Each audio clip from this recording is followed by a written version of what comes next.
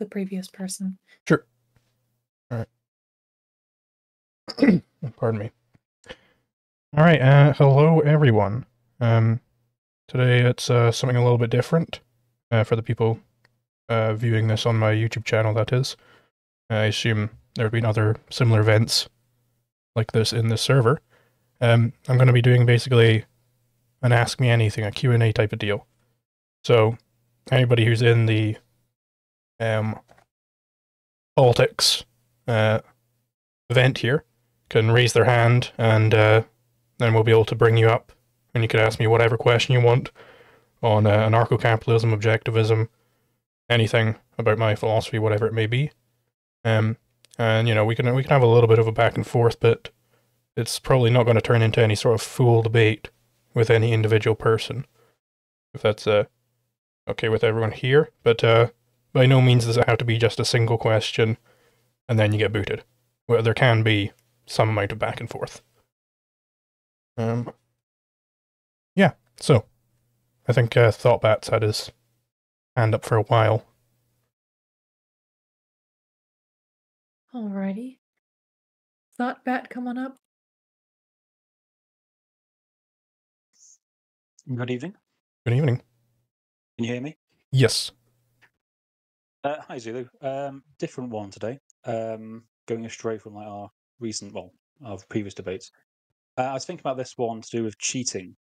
So you got a couple, man and a woman, let's say, or man and man, whatever you want, and there's going to be an implicit expectation for both partners to be faithful to the other. And they're only really going to be engaging in like intimate activity on the precondition that they are not cheating on each other. So I wouldn't be engaging in those acts with someone who is cheating on me. So if they were cheating on me and I didn't know about that, and I think it's reasonable to assume that I would expect them to be faithful to me. Do you think there could be a case for rape by deceit in those instances? I suppose there's a few levels to it. I think there's definitely some sort of like spiritual fraud going on there. There's definitely something untoward about it. Now I am interested with this concept of rape by deceit, because there are other cases where it seems like it might be a legitimate legal concept. For instance, you know, maybe it's a blind woman and I pretend to be her husband and I have sex with her, therefore. Now, I'm not sure if that is rape. We might be able to think of some examples where it maybe let's look at this from a property rights perspective. So they are looking to, in that moment, they are indeed consenting to have their body be used in that way. But there's just maybe they've been deceived into doing that, but I don't see there being a conflict there. Now, the reason why this would be different from, say, regular plain old fraud, which is theft by deception, is because then, after the fact, the fraudulent individual still has the property in their possession, but the contract terms were not fulfilled, so it wasn't actually traded away. So I think that's the difference there between perhaps rape by deception and theft by deception. So I don't think that this is a legitimate case of rape. But I do see the line of reasoning there, and I might be able to be convinced on that. I need to think about it more as well. I only came up with this the other day myself. I think I can come up with a more convincing argument, but I'll let someone else speak now. Sure.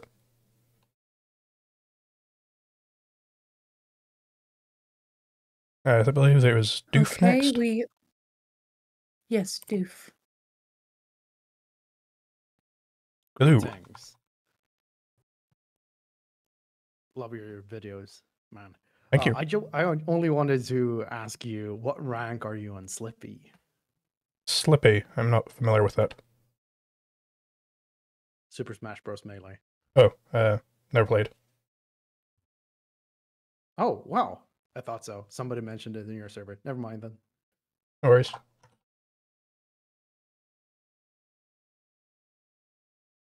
Ready?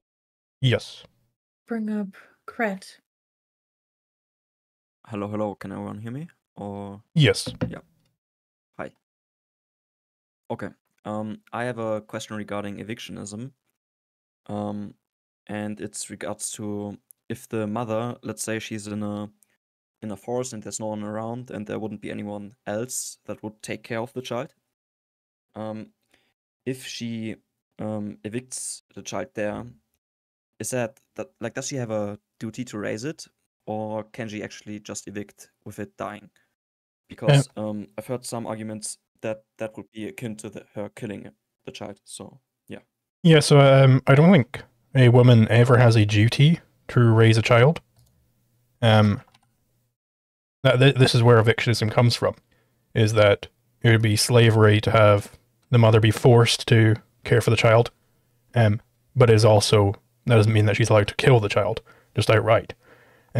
So perhaps it's an event where, you know, the child can't survive without care, but there's nobody in the world willing to care for it. Well, then the child's going to die. That might be tragic, but it's not a legal problem.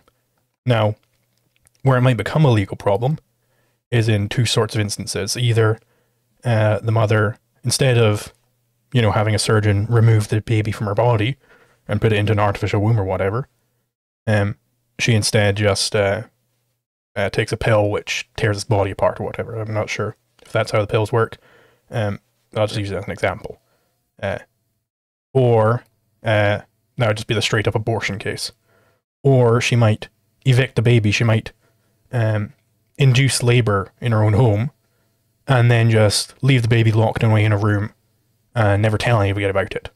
That would also be a crime. And specifically, it's the crime of forestalling, where you are possessing that which you don't own. So she has already demonstrated that she wishes to abandon her guardianship over this baby. But then she's acting as if she still has that guardianship by preventing anybody else from coming and claiming it. So that is a crime there. So, just a quick follow-up. Would you say that child neglect in that sense wouldn't really be a legal issue under your understanding of natural law? So child neglect could be a legal issue if you're preventing anybody else from adopting the child. Okay. It's not like there is some sort of mystical link between a mother and a child to where she's never allowed to not care for that child. It's that she's not allowed to, it's that if she doesn't care for the child, if she does neglect the child, and she prevents somebody, a better parent, from coming in and taking care of them, then that's a crime. Okay. I think I got it. All right. Thank you. Cool. Thank you so much. Juicy Monkey, what do you have to say today? Well, I have no fucking clue, man. This shit is whack. Get me out of here. Okay. Alrighty. Slooping, you're up next. Hello. I actually have 2 questions. Is that fine with you? Sure. Yeah? Yeah.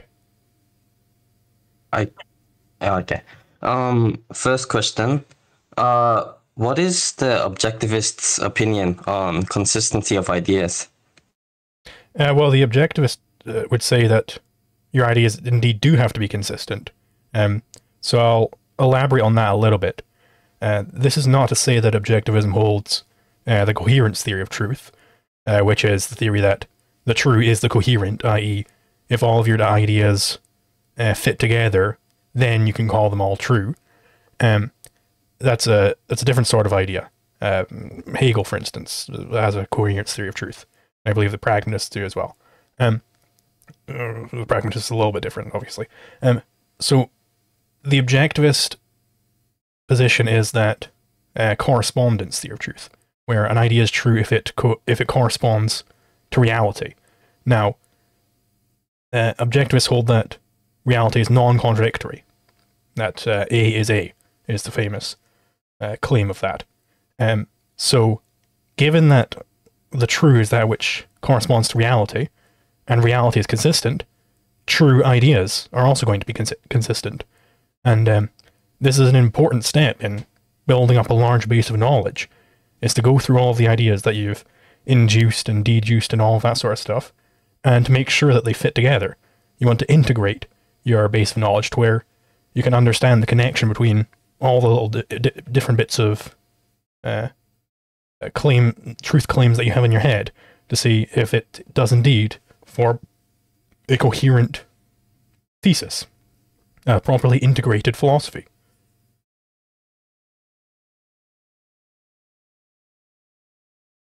Thank you. Second question is, what's your opinion on argumentation versus discussion in truth seeking? It's because from the way I've seen it and experienced it, I've gone closer towards the truth through discussion, not argumentation. And also through debates, I see cases of people arguing to win, but not to seek the truth. Mm-hmm. So, I think there are a few things to comment on this. So, I think you approach your interlocutor in different ways, depending on what the goal of that conversation is. So, and also what their goals are. So maybe you're discussing something with someone who's a friend, who you know is intelligent, and who you know has great ideas. You're going to be more on that discussion type thing, but you will still potentially be getting into arguments with them. Now, an argument doesn't have to be like shouting and everything, but maybe you have an honest disagreement with this person, and you know you do want to be in that. Hey, I'm gonna sling something at you and sling it back at me, and let's see who can come out on top of this to try and find the truth, because we're both approaching this honestly, right? In good faith is the other term for it. Now, sort of the debate as a way to win, that can also have beneficial applications. For instance, perhaps your interlocutor is somebody who is rotten to the core, evil, and you want to discredit this person. And you want to discredit them in front of an audience. So that would be where sort of more rhetoric comes up, where you want to demonstrate to everybody, demonstrate to the audience what the truth is, and that your interlocutor doesn't know the truth, so that their position is sort of downgraded in the eyes of the audience, who might otherwise be won over by it. And that is I think, a legitimate application rather, of more like blood sports type debates. Thank you. Thank you so much. Casimir, you're up next. Hello there. Ooh. I've been wondering, what is this anarcho-objectivism thing? But more importantly, I see many people walk around calling themselves a libertarian. Can you explain the Venn diagrams of these terms? Sure. Let me just write that down. So, anarcho-objectivism, that's just like a shorthand way I've used to refer to my specific, somewhat idiosyncratic type of objectivism. So, most objectivists, Ayn Rand was in this field. I suppose I'll explain what objectivism is first. So, objectivism came about from Ayn Rand. You might know she wrote The Fountainhead, she wrote Atlas Shrugged, many books, but she also came up with this philosophy called objectivism. Now, many people ended up coming to the viewpoint that objectivism, what that means, what the concept objectivism is that it is the philosophy of Ayn Rand, i.e. it's just whatever beliefs in philosophy Ayn Rand held. because she did come up with a whole lot of view on different things. I reject that view. I think that objectivism is the philosophy of the primacy of existence. So what the primacy of existence means is that existence comes before consciousness in your metaphysics. So let's just explain this by contrasting it with a different sort of view, which is the primacy of consciousness, which says that consciousness comes first, and then existence is there. So the primacy of consciousness viewpoint might be something like, I think, therefore I am, Descartes, right? It's, I think first, we're going to be in our minds first, and then from our minds we're going to try and deduce that the outside world is a thing. A more common sort of primacy of consciousness throughout philosophy is religion, right? For instance, the Christian would have it that, it's God's thoughts think up into the world. That, well, something must have caused reality to be, something must have caused existence to exist, and that is this consciousness called God. That is another form of the primacy of consciousness. Objectivism rejects all those types of viewpoints, and holds that, no, it's existence is out there already, and the role of your consciousness is just to perceive it. So, I can explain in depth more, perhaps later, why I think that objectivism is properly defined in terms of the primacy of existence. But I'll address your specific question first. So, anarcho-objectivism, then, is objectivism which is also anarchist. And I believe that anarcho-capitalism, the anarcho-capitalist legal theory, is the proper implication of prior objectivism. But this is a very idiosyncratic viewpoint. It's not common. Rand herself was a statist. She believed in some sort of limited government. So I've used anarcho-objectivism just to denote that in the QnA title, but to be clear, normally I just call this objectivism, because I think that anarcho-capitalism is the proper objectivist legal theory. So then how this relates to libertarianism is that it would be an intersection. So libertarianism, a libertarian would be anybody who, at least originally, when Murray Rothbard came around, it would be basically anarcho-capitalists. It would be people who accepted the non-aggression principle. Now it's sort of taken a lot more broadly. I don't know what it is that most people mean by it. But if we take the stricter stance, then it would be a perfect intersection, where, because some objectivists, me included, would accept the non-aggression principle, and the rest of objectivism, and some libertarians would have to accept the non-aggression principle, but not the rest of objectivism.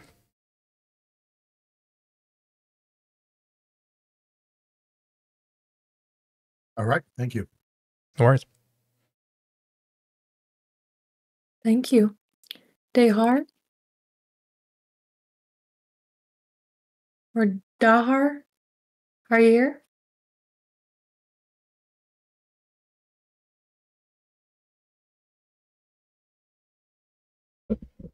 I guess not. Oh, he is here. You're muted. Is he only in side chat? Sorry, people, can you hear me? Yeah. Yes. Hello. Also, Liquid Zulu, I love your voice. Okay. Thank you. I could listen to your voice all day. So I'm like I'm just a typical ATIQ guy, A lot of these concepts fly over my head. Okay. But like most humans, I just go off vibes. I believe you, Liquid Zulu. I think I know what you're talking about. Okay. Good. Even though I can't comprehend it. So I guess the question for, me and all the other ATIQs is, can you give an example of how something under a anarcho-objectivist legal theory would be different to like any other common legal theory we have in like America or the UK. For example, if someone murders someone or someone steals something, what's a massive, obvious difference that would have like an effect on day-to-day life? Sure. So like probably the big one would be what the status of a legal claim is in my viewpoint as against, the American legal system. The American legal system is based on this thesis that like it's a case law system for the most part, where previous judges said this, and that is now the case law on this topic. And there's also the federal branch, so there's kind of a mixture of things. So they've also got the civil code in there, which is basically the government said so therefore that's what the law is. This is all under the broad umbrella of what is called legal positivism, where the law is basically what has been posited by whatever the legal authority is. Now, the anarchist rejects legal positivism. He rejects legal authoritarianism specifically, which is that, let's say, John and Sarah are having a dispute over who should be allowed to have this car, right? Maybe Sarah says, well, it's my car because I bought it, and, I paid for it, it's mine. I traded for it. Then John says, well, I'm bigger and stronger than you, and I can beat you, and then it's going to be my car. Now, Sarah is justifying her conduct naturalistically. She's saying, well, based on the laws of nature, just the objective law, it's my car, because I paid for it, I traded for it, maybe I found it in nature, yada, yada, yada, for simpler goods, of course. Whereas John is being a legal authoritarian here. He is saying that it's his car by appealing to authority. Namely, he's saying he's an authority because he's bigger and stronger.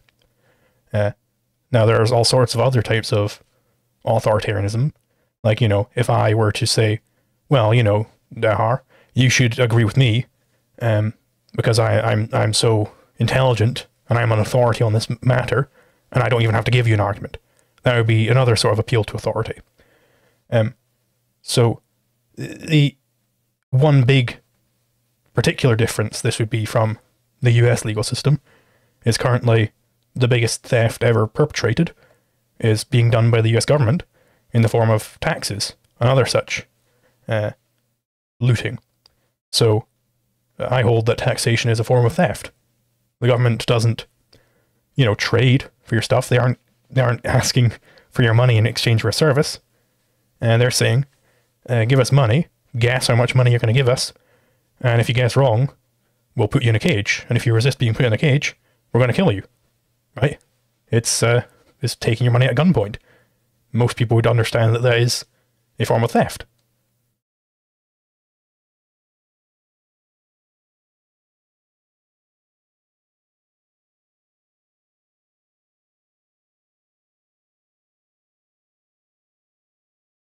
Do you have anything to add, Dar? Yeah. I'm So I didn't want to ask a follow-up question. I wanted to be respectful and be like, okay, yeah, bye. So I'm confused. Under like your ideal society, there'll be no taxes because taxes are theft.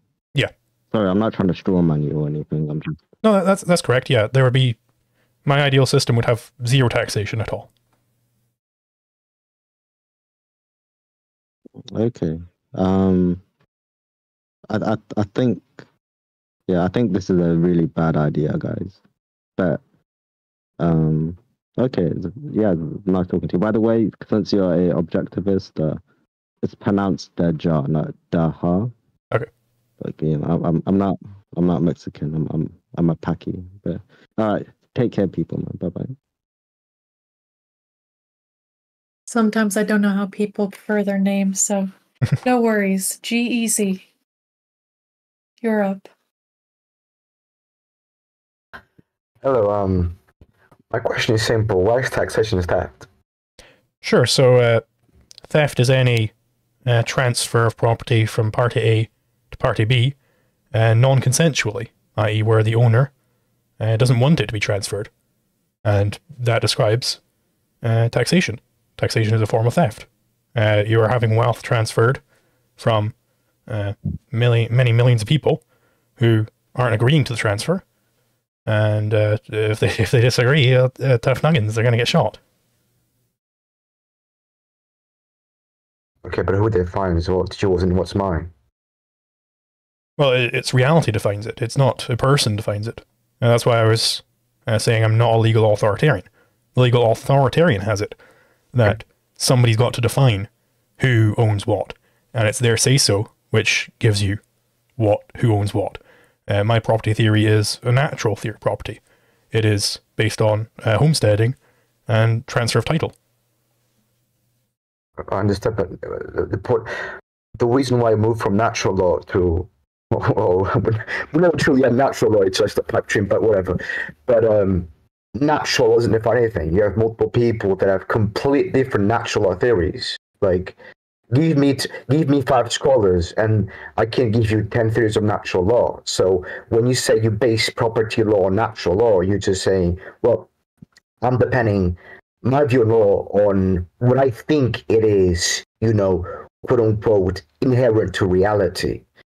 First of all, how do you even determine specific property rights through nature? Like, how do you go about this? So, I mean, there's plenty of people who disagree on all sorts of areas in philosophy. Every area in philosophy, there are all sorts of theories about what the correct thesis is. So, I mean, that people have different natural law theories isn't really relevant to the ones who aren't me. They're wrong. So the way I get to it is I start with the non-aggression principle, and from that I can build up all of property theory. So just for instance, I will give you the homestead principle. So Crusoe is on the desert island. He plucks a stick out of nature, and he wants to use it to spear fish, so he starts going towards the ocean. And then Friday comes along, and he tries to take that stick.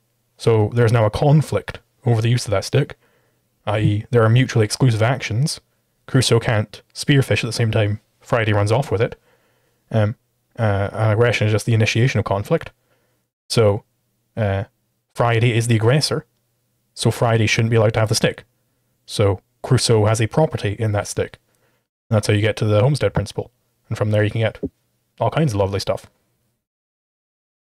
I understand, but you just be one person affirming a type of natural law. I mean, Plato did it, Locke did it, Montesquieu did it. I can give you we can just go on Google just now and it probably can be 1,000 people that their own theory of natural law.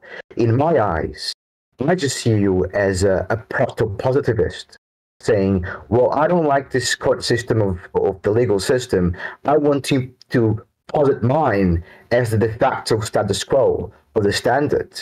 Right. So in essence, your natural theory is a proto-positive law. Like, the point is, because it has no legal efficacy, right, you just call it natural. But if you work, for example, in power, right, because I don't know if you noticed, but positive law can be done by custom, right? You don't need written text. If your way of thinking was, effectualized, that would be positive law. No, because I'm saying that currently, for instance, taxation, that is a form of theft. I'm saying it currently is theft. So that is the opposite of a positivist theory of law, because positivist law says that law depends upon social facts, not on merits. I reverse that. I say it depends only on merits, not so. Go on the Stanford Encyclopedia of Philosophy, and I want you to look up. I want you to look up what legal positivism, and read me the first paragraph. I know it is, but I think you're choosing. Okay, so yes, I am correct. Law. Okay, can you give me the specific quote? Okay, let's go. Right. Listen, we can read Kelson, we can read Hart, we can read John Austin, referring to that positive law depends on social fact. It's silly. Okay, so I can wait. Legal positivism is the thesis that the existence and content of law depends on social facts and not on its merits. That is the first sentence from the Stanford Encyclopedia of Philosophy's entry on legal positivism. And that is the definition I gave you. Then for example, for I'll link it in the chat for you. legal positivism, sorry. Yeah. That is the definition I gave you, which you rejected.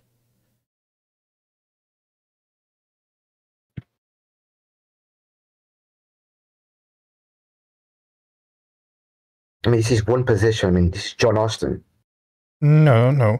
That's saying that that John Austin formulated that thesis as below. You think Hart believes in the same thing? Or Kelson? But I don't care. I'm saying that is the standard Encyclopedia of Philosophy's definition of legal positivism. I understand, but this is like 19th century philosophy. I mean, the standard for this today was for written. positivism is Hart and Kelson. I mean, this was written in 2003. This article. It's saying that I'm telling you the standard. It's saying that John Austin formulated the preceding thesis like that. That's how John Austin formulated that preceding thesis. Okay, he made the standard. Well, he didn't make the standard because use positivum goes back to Aquinas, but that's not a talking point. The thing is, right? What is your question? Like, what are you trying to get at? Like, can we get to the end of what you're trying to get at?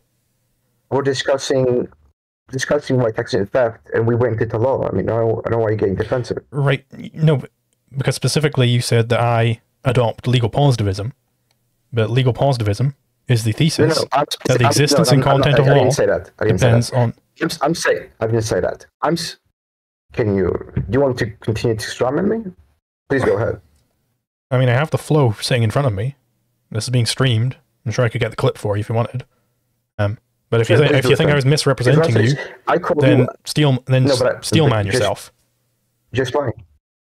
I called you a proto-legal positivist. Okay. In what way am I a proto-legal positivist? Cool. Okay. Because you're referring to I have this theory of natural law, right? That I want to impose onto people. Correct? Mm-hmm. Okay, so by imposing it becoming the standard, what would you call it? It's still natural law because it's not saying that it's law because it was imposed on people. So if it's a social standards, it's natural. Hold on, no, because it's not that it's the law because I imposed it on people. It was the law before I imposed it on people. Like if I woke up tomorrow and I had Superman's powers, how did it I could impose it on people. Excuse me? How did it define law? Okay, law is the area of philosophy which deals with conflicts. It is ethics as applied to conflicts. That's how I define law. But ethics is already applied to conflicts. And it's a subset of ethics. So if ethics is applied to conflicts, it's a subset of ethics applied to conflicts. No, I'm saying law is a subset of ethics. Do you realize how that makes no sense? I'm saying, okay, right. Can we get rid of this guy? He doesn't seem to be understanding what I'm saying. Then what's law? If law is the subject of ethics, can we get rid of this guy? He's rambling. Can we get rid of him? If you want to debate me at some later point, you can debate me. But we're going to move on to other questions. Yeah. Thanks for your time, G-Easy. Thank you, man. Yeah. Thank you. Okay. Our next person is Mikael Lidas. Hello, can you hear me? Yes. Hello. So my question would be, do you think that sometimes it is justified to violate the NAP? So imagine, for example, that in order to save a life, you have to steal a car, or in order to save your life, you have to break into someone's property, or for example, in order to save all humanity, we have to kill one person. Do you think that in these cases it is justified to violate the NAP? Sorry, I'm just getting down your whole question. I would say no, it's never justified.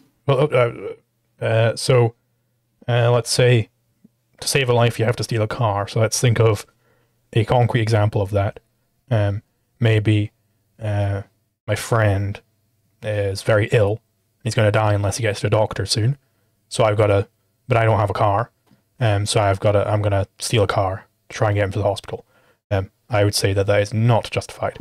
It's still an aggression, and I specifically, I think we probably should have planned better rather than being out in the middle of nowhere without transportation, and being reckless enough to get somebody in this position where they're going to die unless I steal a car. And that's the same for all these sorts of examples that, at least I've heard, ever be brought up. It requires that there's a certain type of person who plans everything perfectly and is always looking ahead and always making sure that he's not being reckless, and somehow, some way, he got into a position where he's just got to aggress, or else he's just got to be a parasite, he's just got to kill someone, he's got to do something, or else he's going to be in trouble. I reject all of those on the front. That it's this some way, somehow type of deal. I hold that there is no such thing as accidentally being the perfectly moral person who never messes up, who's never epistemically negligent, and yet somehow I'm in this position where if I don't murder and rape a bunch of people, I'm going to die. Like, you've done some pretty serious bad planning in the past to get yourself in that position. So I hold that it's not justified. Okay, so in the case of all humanity dies, or we have to kill one person, you will let all humanity die. Yeah. So could you give like, I'll take like a concrete example of that I've heard given to me before. So maybe there's a scientist who's got a big laser, and he can use that laser to destroy an asteroid coming in. But this scientist is like suicidal now, so he doesn't want to destroy the asteroid. Should we like kill him and take his laser to destroy the asteroid? No. What should have happened is somebody else should have had the foresight to build one of those lasers, right? Or trade for it or something. That isn't the question at hand. I was trying to apply the general to a specific example. I can't respond. So I can't respond specifically enough. I can only respond general if you give me a general question. If you give me a general question like, is it justified to violate the NAP? I can only generally respond no. If you want more specifics, we've got to get more specific with it, right? I think it is a very easy question. Like, imagine a situation where we have to kill one person, all humanity dies. Yeah, don't kill him. Unless he's like a murderer or something. Are you meaning murder a person or humanity dies, or are you meaning kill? No, imagine just a situation where if we don't kill this person, all humanity dies. Like, think of some example. So I don't know. kill is not specific enough is what I'm trying to get at. Because there are some times where it's justified to kill people.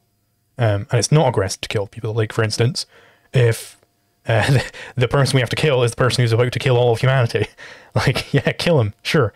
That's why I'm saying it's not specific enough.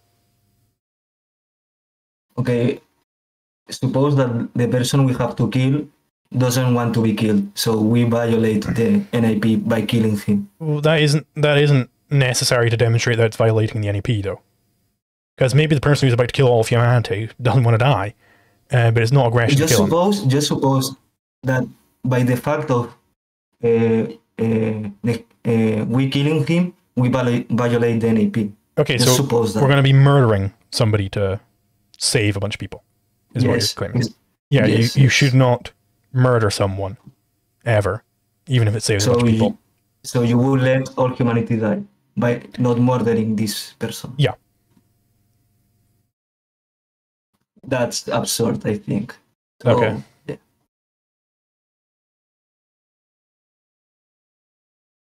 You have any other questions, or?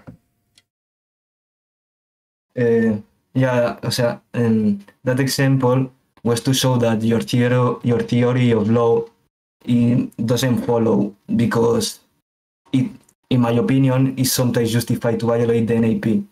So in some cases, you would convict someone that didn't do anything wrong, but it did violate the NAP.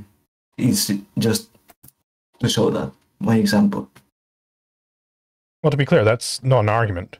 The summation of the argument you gave there was that my theory doesn't follow because you think in some cases it's fine to violate the NEP, but law isn't whatever Michaelitis thinks. No, my argument is that your theory of law is essentially unjust because it would convict someone that didn't do anything morally wrong, like killing someone in order to save all humanity. Okay, so it's just an example. I've got a question for you. So there's this short story called "The Ones Who Walk Away from Omelas." It's about this city called Omelas, where it's this utopia. It's great, everything's lovely, but when you turn 18 in this city, you find out that the way they keep the utopia going is they keep one child in perpetual filth, darkness, and misery, just tortured for his entire life, and killed and replaced with a new child. Now, when people learn this, most people stay and they learn to live with it, but some walk away from the city, never to be seen again. Now, would you walk away from a Omelas, or would you endorse the torture of a child? I would walk out because I don't think that. Well, that's just absurd. That's crazy. No, it's not the same because a utopia doesn't justify violating the NAP, but saving all humanity, yes, it does justify the NAP. It's not the same example. It's not analogous. Okay, well, I mean, if you can articulate the disanalogy, I'd be fine with that, but otherwise, we're going to move on to another question. In the example you just give, so in order, your argument is basically that it is justified to violate someone's NAP in order to maintain some utopia, but that's not the same example as I give, because my example is about saving all humanity. Right, I agree. It's a different example. Disanalogous in this way. I mean, so okay, that's it's not the same situation. That's not what disanalogy means. To show a disanalogy, you have to show that they're non-analogous, not just different. These situations are not analogous. They are different. Okay, well, I mean, we can move on. Okay, thank you, Liquid. I like you very much. Thank you. Okay, Mo XL or Mo Excel. Are you there? Guy with the Squidward PFP? There we go. Yeah. Can you hear me now? Hello? Yes. Yep. Hello. Yeah. So basically my question is about argumentation ethics. And I wanted to ask if argumentation applies that one ought always argue. And if not, then why does it imply that one ought never aggress?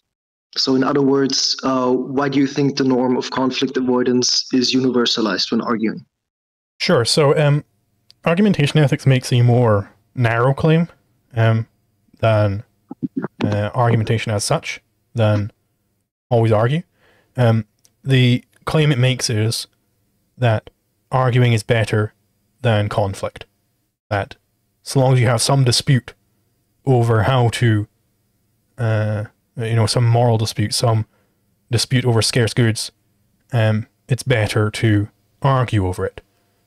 So it's not always argue, it's always argue instead of aggressing.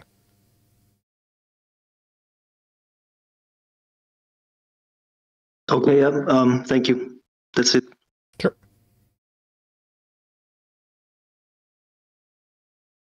Okay. Ultra.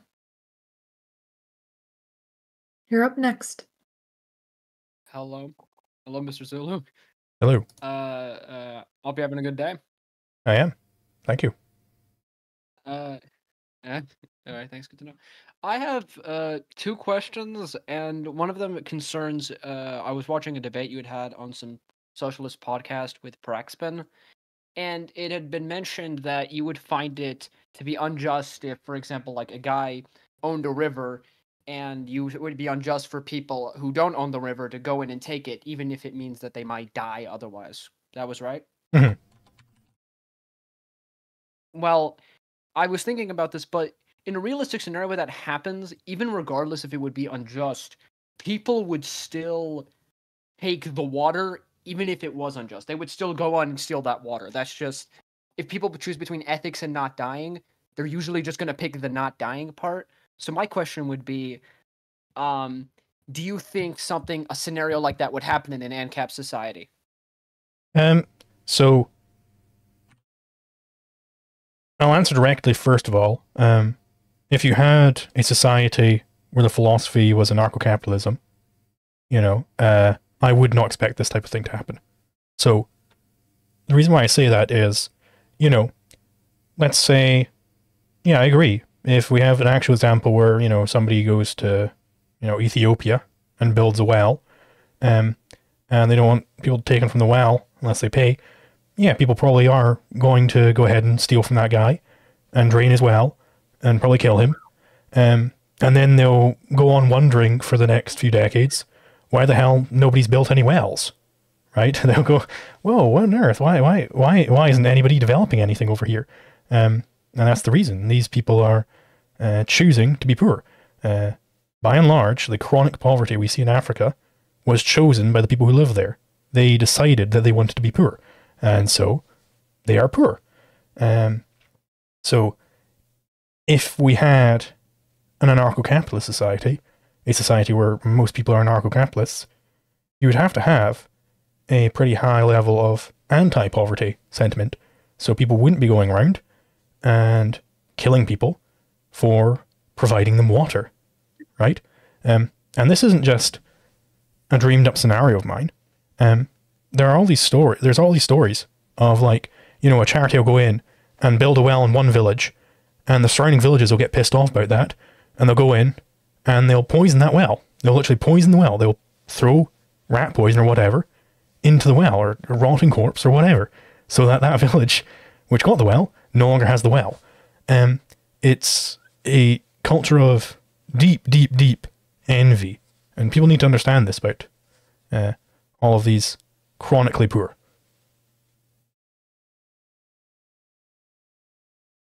So to summarize, you don't think an ANCAP society would put most people in a situation where they wouldn't have to steal and murder to live? So I moreover think that to have an ANCAP society in the first place, you can't have chronic poverty in the minds of people. You can't have the philosophy of the day be envy. So if we had an ANCAP society, you wouldn't have that type of person, and they'd be willing to pay for the water or go to the competition or whatever, and there would be competition because people who build wells wouldn't be killed. Okay. Thanks for answering that question. And my second question is something that confused me for a bit when I had read. I think it was something I read from you. I don't remember, so I don't want to put words in your mouth. But I remember something saying where you said that the age of consent was, like, arbitrary, and I want to ask, what do you believe, like, how many rights does, like, a 5-year-old have, at least compared to an adult? Do they have, like, complete full property rights? They can do whatever they want with themselves? Or is there, like, a limit to the rights that a child has in comparison to, like, an adult? Sure. So I think your typical 5-year-old is not going to know a whole lot of anything. And I will just quickly clarify the age of consent thing. So basically, my view is that it's not a universal age for everybody. Somebody might be, intellectually disabled, and it'll take them a lot longer. Or somebody might not be intellectually disabled, and relatively, they're a lot sooner. So I don't think it's a universal age for everybody. I think it depends on the psychological development of the individual. So a 5-year-old's level of psychological development, minuscule, tiny, not a lot. They can't do a whole lot of anything. They might be able to, like, understand what a lemonade stand is, and yeah, they could run a lemonade stand.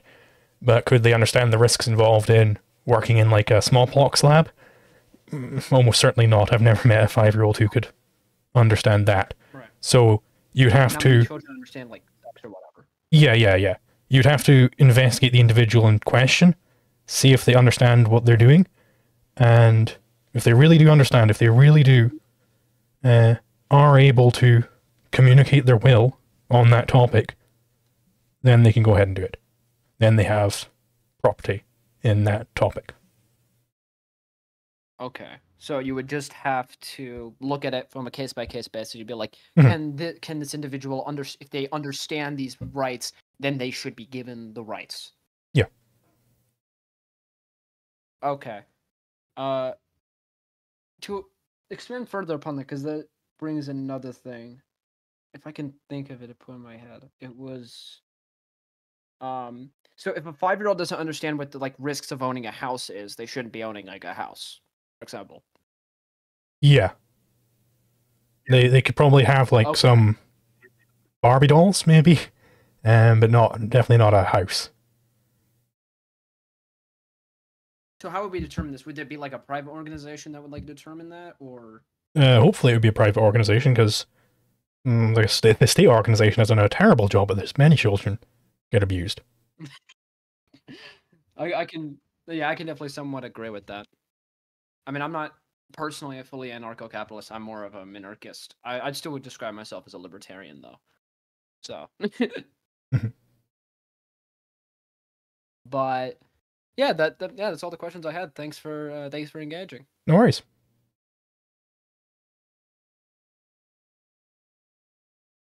Thank you, Ultra. Next, we have Freedom Club.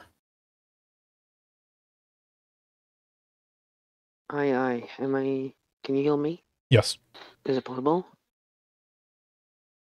Okay. Hey Zulu, been a fan of you for quite a while now. Thank you. Actually posted a question on your community post 11 days ago, where you mentioned that you're going to be on here and answer questions. So my questions come from there. I have the same profile picture, and as such, you can see the questions there. But I'd like to ask you the questions right now. Yeah, absolutely. And if I don't have enough time, then if you could, your own time. No, we've got plenty of time here. Just go ahead, ask. Oh, so my first question. So I have a very utilitarian friend, the radical, who will bite the bullet when it comes to pretty much anything. He could throw a utilitarian, and as such, we argued over things. As an anarcho-capitalist, I disagree with a lot of what he believes in, and he ultimately says that the very notion of property as, the legitimate right to do whatever you want to do, unlimited by time, unless you say forfeit, give, or do anything like that. That's idiotic. And as a utilitarian, he says, well, everyone should just get what truly based on the needs and what grants them the most happiness. So, if I work hard for the bread I get, for example, then, and this homeless guy comes and he's very hungry, then he has quote the right to take the bread out of me, because he will get more pleasure by consuming the bread than I do, assuming I'm healthy and all. So what's your objection to this quote unquote property theory? Sure. So property. There are many objections to utilitarianism. I'll give just one here, which is that it is fundamentally a parasitic ethics, i.e. it relies on other ethics already being accepted, and then it can prey on those ethics, and it can build up from there. So let's just take the utilitarian claim here. It's that, well, the things you should value are the things that make you happy. Or rather, maximize happiness for the greatest number of people, yada, yada, yada, blah, blah, blah. I misspoke there. I spoke about hedonism, which suffers the same problem. So the utilitarian says, whatever generates the most happiness for the most number of people, blah, blah, blah, blah, blah, blah, that's what people should value. That's the action which generates that is what you should value specifically.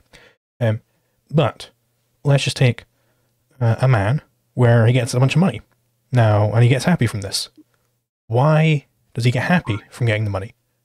It's because it's not like money just has this magical thing to it where it makes people happy when they hold it. It's that he values the money. He has a certain ethics which says that money can get him things which are good.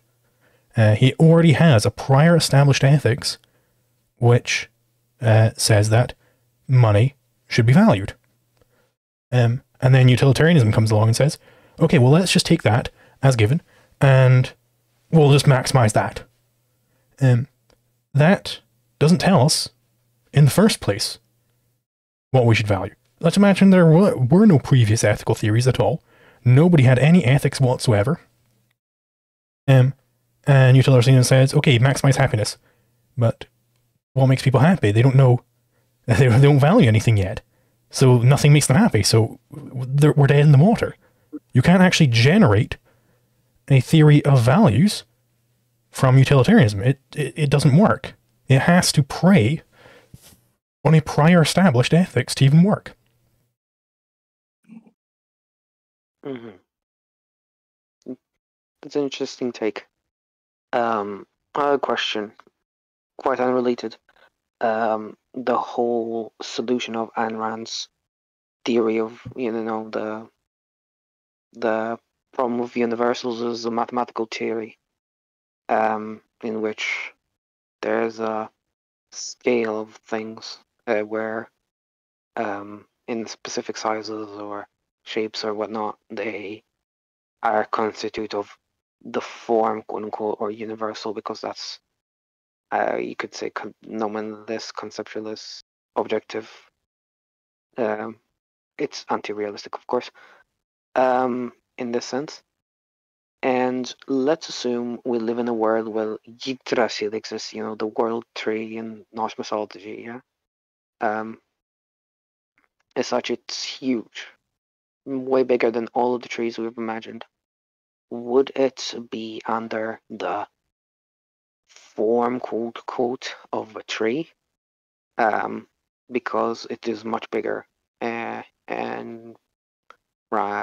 much, much, much bigger than any other tree we've ever seen. So how would we truly be able to know what the mathematical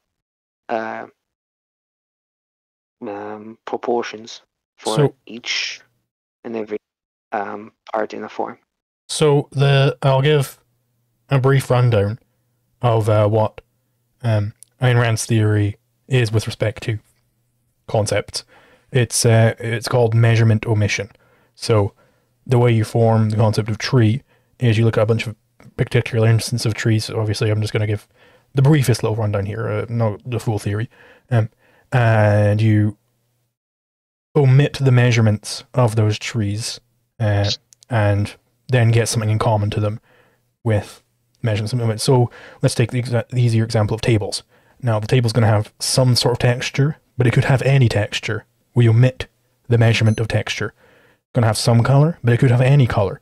It's going to have some number of legs, but it could have any number of legs within certain limits, of course. If it's got 0 legs, it's not a table, right? Or maybe it is if it's sticking out of the wall or whatever. And so the way I think the problem you're getting at here is, well, what if we come across a tree which is way, way, way bigger than any other tree? Like maybe it's, I don't know, the fucking size of a planet, right? It's just the biggest tree ever. So the way you could identify that as a tree is that you're still omitting measurements. Now, I would say the bounds of a tree, the measurements you're looking for, the within certain limits, that is based in reality. It's based in what the trees actually look like. It's based on, how many branches can they have?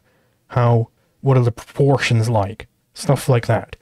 Now it might be a completely different concept if there was a planet which just so happened to be shaped like a tree, right? It's not the same as other trees. It's fundamentally different in some sort of way. It's got a different constitution. It's out in space, right? So that would be sort of, I think, what you're getting at. Mm-hmm. Okay, so third out of four. If it's fine. What would be any names of other, I would call, orthodox objectivist philosophers, besides, of course, Rand and Peikoff, who you recommend or anything like that? Maybe even integrated in your system, criticized, such as Tara Smith and the like. Sure. So, I mean, I think a great many of prior objectivist scholars have a lot of good things to say. For instance, I haven't read Brandon yet, but I've listened to a lot of his lectures. Nathaniel Brandon, that is. He's very good. And of course, he's been kicked out of the Objectivist treehouse because Rand didn't like him too much at the end. He would be the big one, definitely, aside from the ones you mentioned.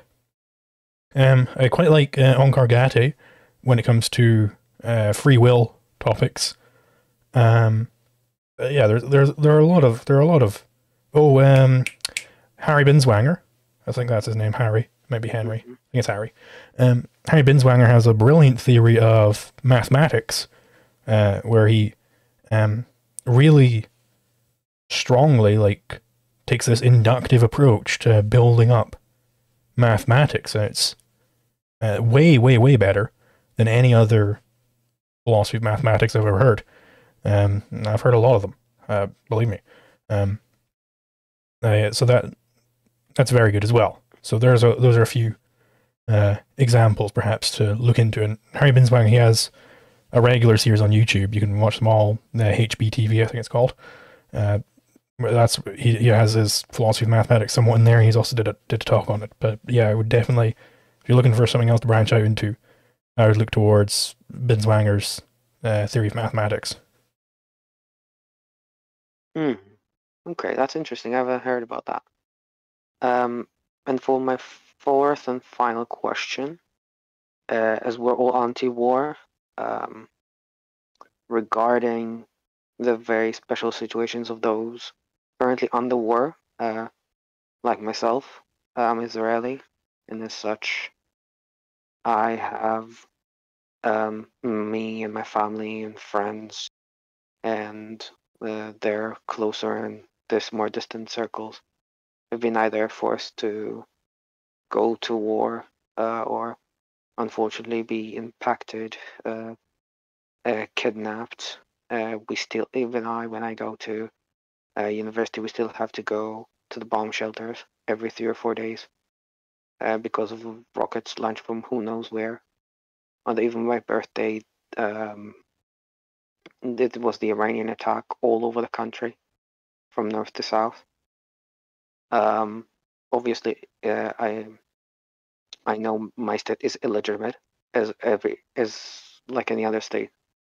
But what should I be able to do, me and friends and family, to definitely take care of those who don't only act in very illegitimate ways as a state always does, but also going under civilian areas, building under hospitals, and so much more. That my recommendation to you specifically, obviously I don't know the full context of your life, whether or not they're I'm just going to base it on how it sounds. I mean, if that was happening near me, I would definitely be getting the hell out of Dodge. That would be my basic level recommendation to you, is to get out of there. And because if you're having to go to a bomb shelter every 3 days or so, that's a dangerous situation. I wouldn't want to be there. So I think you've got to really think about your own life here. Think about what is required for you to really achieve happiness. Like, can you be happy under a situation of war? And, what means would be required to get out if that is what you decide. I think it's, it's a toughie, but I mean, maybe you do want to stick around for whatever reason. Yeah, respond. I can't speculate too heavily on that. Yeah, it's my home, and I don't want to let the people who want to threaten me win. I would like to defend my home, the people whose culture I feel feel greater affinity to than people who might, speak about a different language than I did, maybe have different values than I do, culturally or anything like that. The context being a bit different, and to be very honest, it's not an easy time to be a Jew, obviously ethnically, in exile, away from where there's a large community of us, with whatever is going on. So it seems to be like a lose-lose situation. Sure, yeah. I mean, Is there any offensive action that I can take against those people, me and family and co?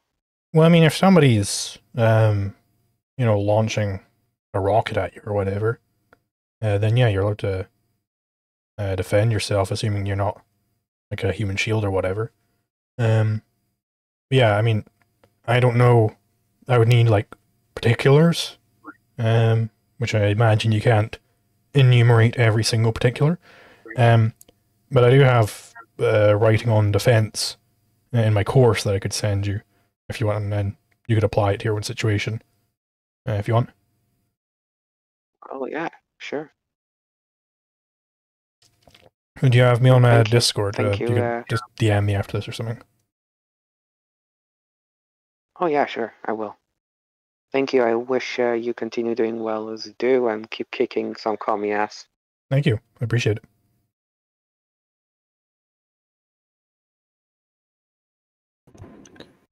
Yeah, so I was actually going to take the next question, which is, what would you say is your top game recommendations?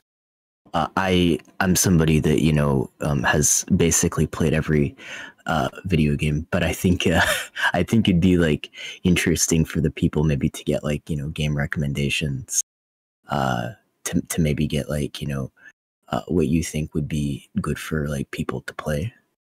Sure. I don't really play video games that much these days. I used to when I was a lot younger. I used to a lot when I was younger. So I mean, some things I've played recently. I play Go fairly regularly. It's that game where you put the stones down on a board and you try and cover up as much area as possible. Yeah, I know what you're talking about. I recently got into Mahjong. Oh, nice, yeah. So I know what you mean. I know. That's very good. I like that a lot. Another one, I don't play it much anymore, but I played it like a few months back. Is Beyond All Reason. It's an RTS. Can't remember the game it's based on, but it's free and open source, so you can play it right now if you wanted to. It's quite good. Yeah, I'm sure you're fond of. I would assume BioShock. Of course, yes. It's my Bible. It's my. Of course, I read theory. I played BioShock. Are there any games from the, say, like Super Nintendo or Sega Genesis era, or even like NES Master System that you might recommend? I'm too young for that. Oh, I see. All right.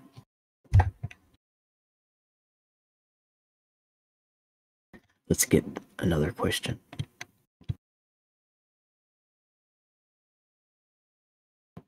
We could do NB Boss.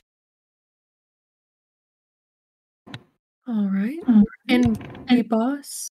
In Boss.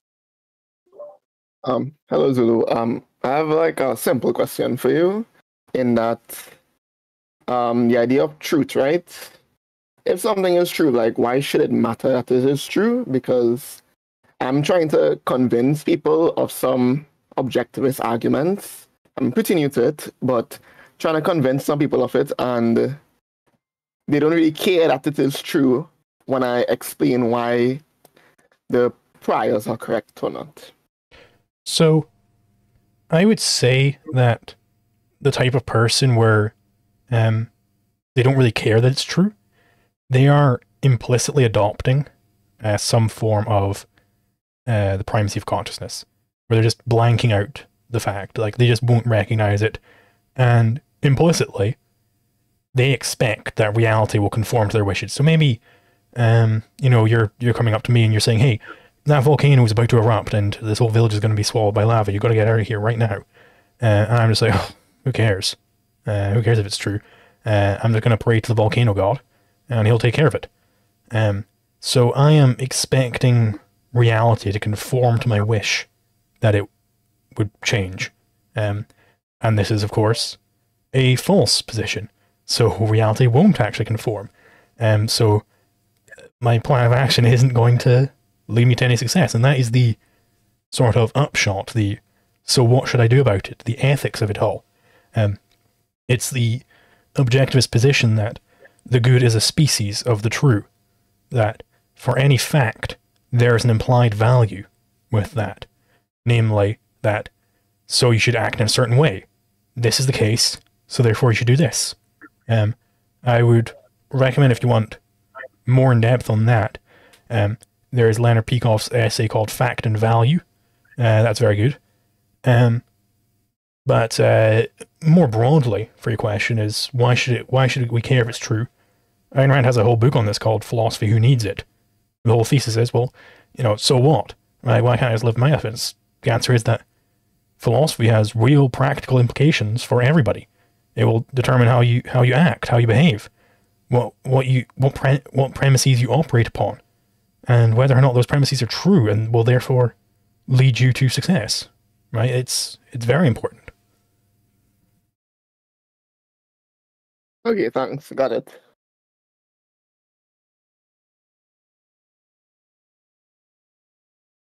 All right. Slooping.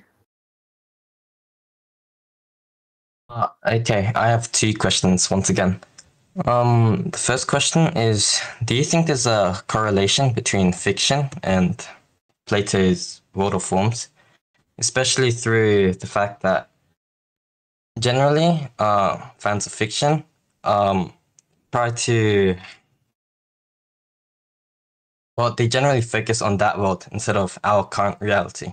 And occasionally, they can reach a point where they become obsessed over that world instead of our current reality. So, also, there's also the case of the spread of just socialist thinkings over the years. Back then, they'll generally be popular with the higher class. Not class, just more... Okay, I'll just say higher class. Compared to nowadays, where it's more popular with everyone around. That can be correlated with the spread of literature. Possibly. So, I think art can be Platonist. There are Platonist artists, but there are also non-Platonist artists. So, for this, I'll give a brief explanation of the objectivist theory of art. I go more in depth in this in my AI art video, and also Ayn Rand has the Romantic Manifesto on this. So, art in objectivism is a selective recreation of reality according to the artist's philosophy, basically. So, you are taking a philosophy, this really, really, really broad abstraction, and you are shrinking it down into a single concrete. Now, why is that important? Why do we care about that? It's because you can't actually see an abstraction. Abstractions aren't actually out there, contrary to what the Platonists would have us believe. So, the objectivist says that the purpose of art is to make it something that you can actually see, something you can feel, something you can hear, right? Bring it to be concrete. And the reason why that's good is because it reminds you of your philosophy. So instead of doing something like, let's say you're Christian. Instead of you face some issue, instead of reading through the whole Bible again to try and find some verse which talks about that issue, you can just say, what would Jesus do? Right? I mean, people do this. And if you're an objectivist instead you face some issue, instead of running through everything you know about objectivism in your head and reading Atlas Shrugged, you can just say, well, what would John Galt do? What would Howard Rourke do? Right? It's bringing the abstract philosophy, which you need in every single decision you make. You need that philosophy, but you can't instantly recall an abstraction. It's hard. It's a lot easier if it's solidified into a concrete that you can immediately recall. You can look upon Michelangelo's statue of David and understand what heroism means. You don't need to remember this really crazy abstraction which you built up from a number of concretes of heroism. You don't need to do that. You can just think, what would Michelangelo's David do if you want to be heroic?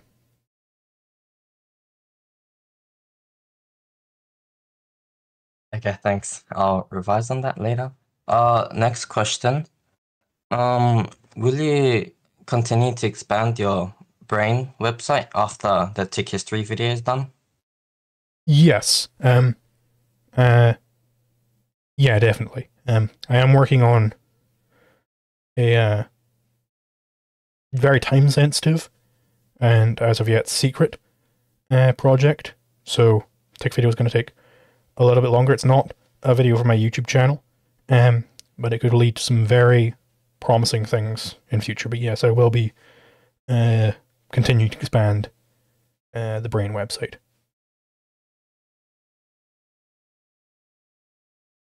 Okay, thank you. Also, love your work. See ya. Thank you. Great, thank you so much. King Scythus.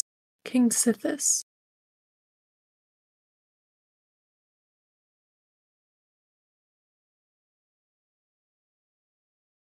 Hello. Hello. Can you guys hear me? Yes.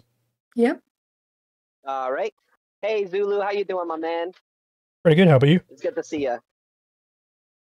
I'm doing good, man. I'm doing very good. I just have like two quick questions. They're pretty simple questions, honestly. So the other day, yesterday, I was in a debate with a friend, and I wanted to ask you this because I look at you as my mentor. This guy's epic over here. All you guys listening, I love this guy. Anyways, yesterday I was in a debate with somebody, and they asked me a really odd question. And the question was, let's say that you are basically, you don't have any friends or family or anyone that is related to you, and somebody decides to shoot you or something like that and kill you. Would there be anyone that would, like, it would be okay to retaliate against that person, or would it only be somebody that is related to that individual? Could it be like, you know, another person, you know, could you explain that for me? Sure. Like, so this is in that situation, who would be the one to, like, yeah. sure. So the Sorry, prior claim that needs to be established here is that the right to retribution, if somebody wants to understand why there is a right to retribute, an eye for an eye type of thing, just read my course.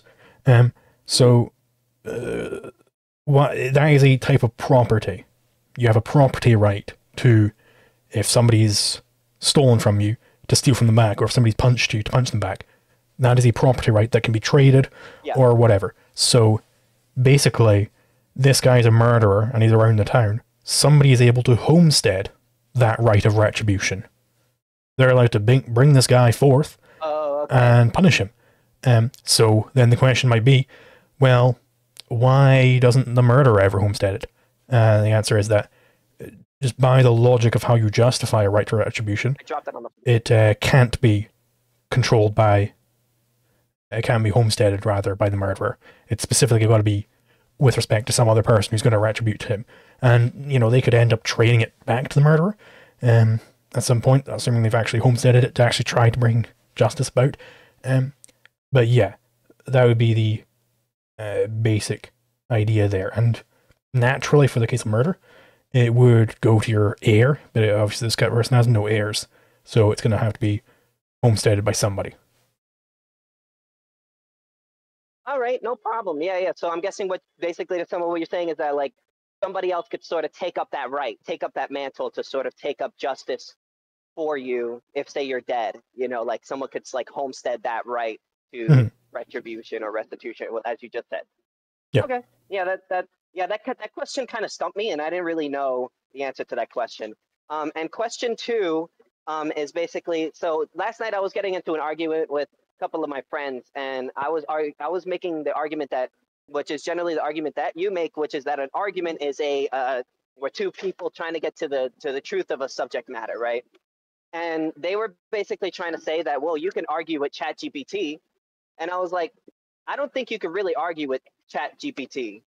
Could you give me a brief explanation as to like, could you argue with a ChatGPT, even or is it different?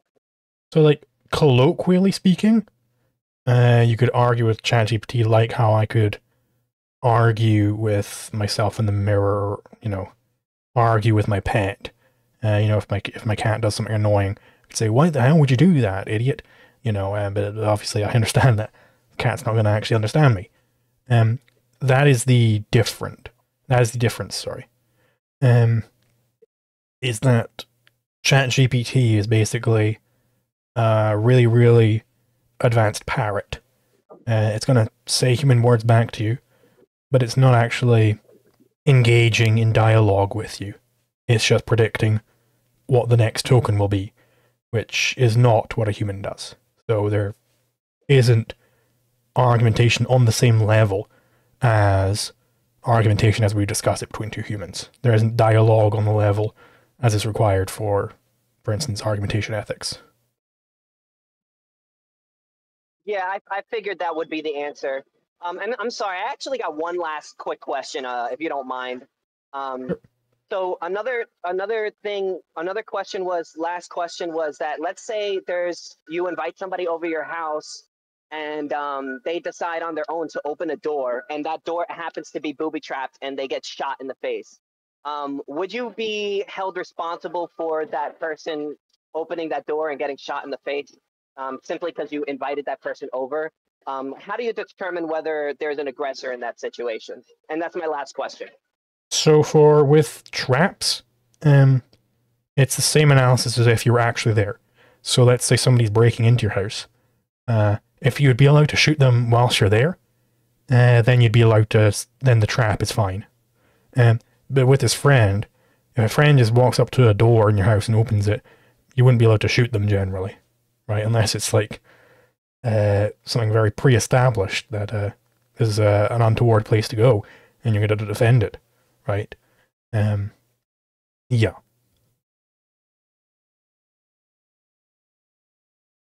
All right, yeah, thank you. So if I could sum up what you're saying, you're basically saying that like if like there's a booby trap in your house, you're the one that rigged it. So if somebody opens the door, it's as if you basically shot that person because you're the one that kind of set it up, right? Yeah.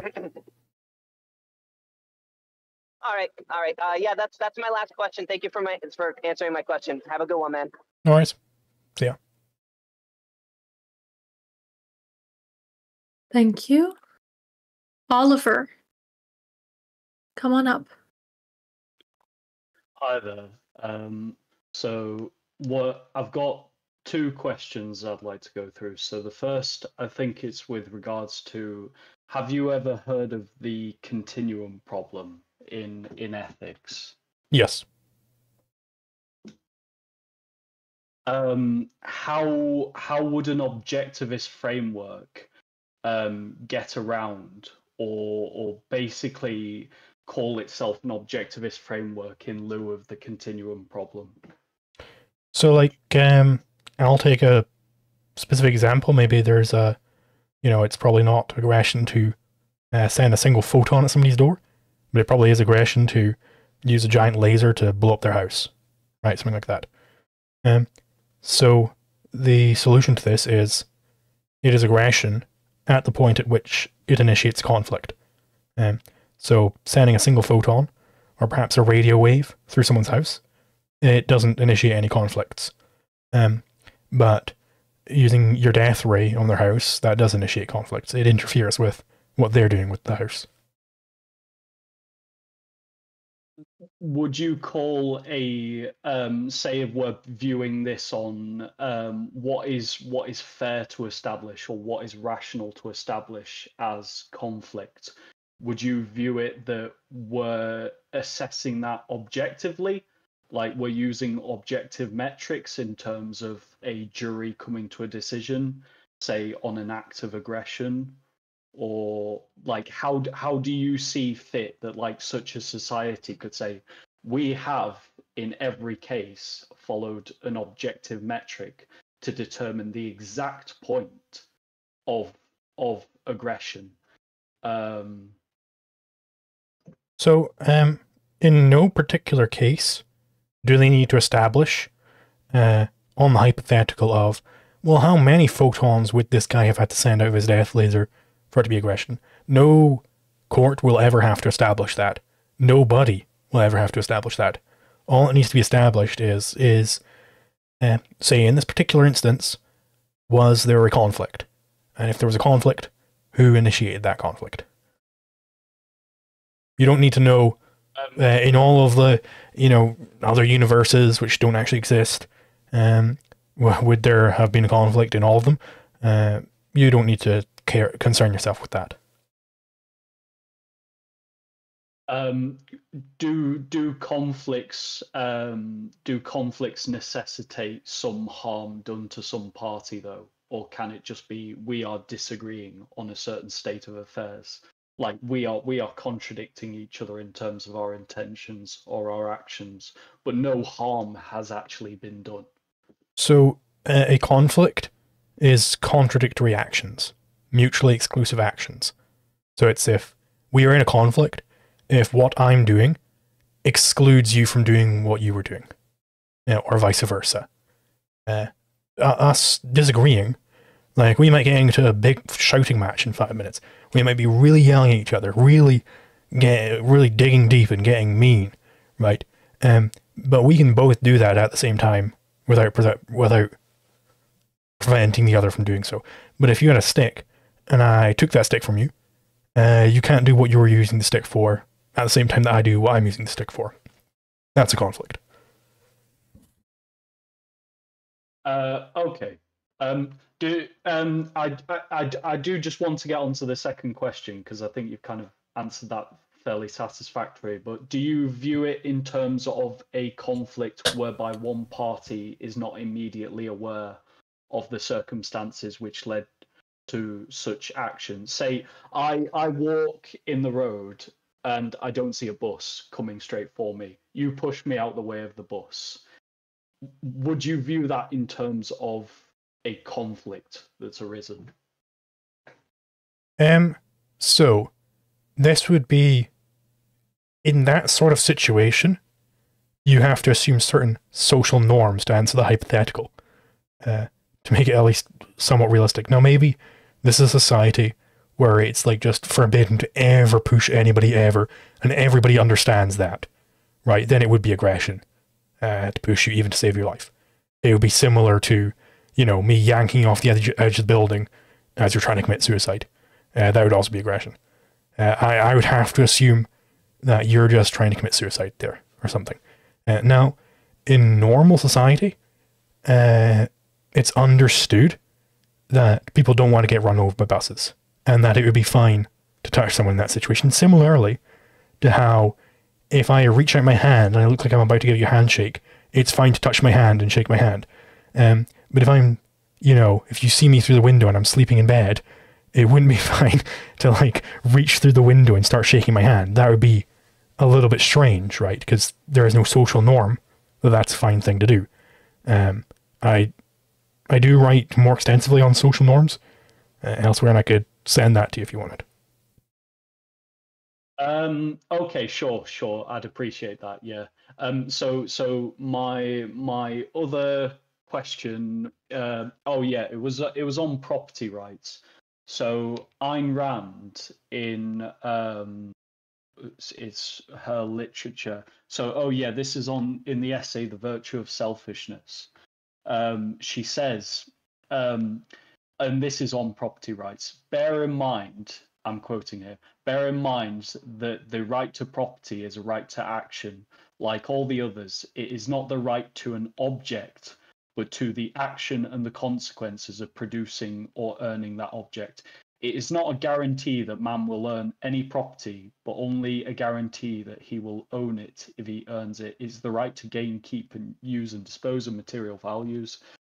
Now, the question I have, because I think I've listened to some of your debates, and correct me if I've kind of misinterpreted this from like what you've said in the past, but if I were to go and build, there's a fairly big forest, but that I want to enclose. I want to just say this is my forest.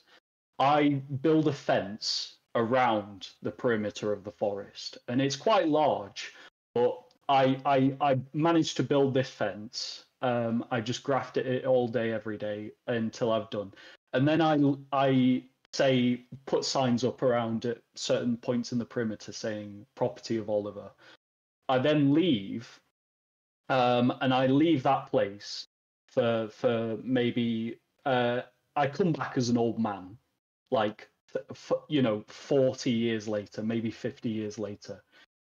People have, I see there's been like some sort of construction. We don't need to get too deep into this hypothetical. Say it's a logging operation. Are they violating my property rights? So, as stated, probably. But maybe in these many years, the fence has become completely dilapidated, and like it's like, well, nobody's fucking coming back for this. Like, this is abandoned. That would also be based upon social norms. Like, if something looks abandoned, then for all intents and purposes, it is abandoned. Because if you don't have that, then you can't avoid conflicts. Could you see a case, therefore, for property among a usufruct category rather than an innate, I have merely established some labour at some point in the past, therefore mine? Can you see the argument for a continuous use of such property is what determines the value of property, in line with kind of Ayn Rand saying, it is not the right to an object, but to the action and the consequences of producing or earning that object? So, in some sense, you have to be using a thing, or else there can't be conflicts over it. But that could be a very mild sense, like maybe I'm storing it. Like some mutualists get this wrong, where they think, well, he's just storing it, he's just a landlord, yada yada, he's not using it. No, it doesn't have to be like brute, getting in there with your muscles and using it. Yeah, it can be very, very broad, but in some sense, you have to be acting with it. Or else it is abandoned by definition. Okay. I think you've answered my questions. I think my thoughts on this kind of summary of the ethical takes is like that there doesn't seem to be, unlike, say, I put a pan on a stove and it's full of water. I can calculate using objective means exactly when that water is intended to boil based on the heat input and stuff like that and the time I heat it for. With ethics, it seems to be a very floaty parameter, which I struggle to call objective in that sense, because it seems to be my mind's evaluation of how much I value X in lieu of a certain situation. Do I think that guy defended himself? Do I think I did a good job at work today? Do I think this? And it all seems to be in the kind of floaty realm of the mind. That's kind of my take on it. But I'll leave it after this. I don't want to drone on, but I'm just interested in as to how you reconcile that. So, I think the floatiness you're recognizing there is coming from a sort of unchecked premise that everything has to be like physics, where everything has to be like mathematics. In other words, materialism, right? That everything is material and everything can just be done with mathematics and physics and chemistry and whatnot. You can get very, very, very precise in legal analyses, absurdly precise, pages and pages and pages written on a single case. And that precision is all based on objective principles.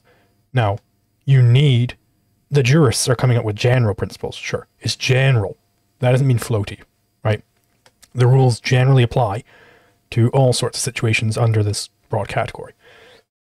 Now, it's going to take a judge to try and apply this to some particular dispute that he's got in front of him to try and do justice in that dispute. But that doesn't imply floatiness. It's sort of like how, maybe a mathematical economist might think, well, no, we can't just do praxeology, this type of thing. We got to have numbers. What they are implicitly counting upon there is that truth is when numbers. This is a form of scientism, in my view.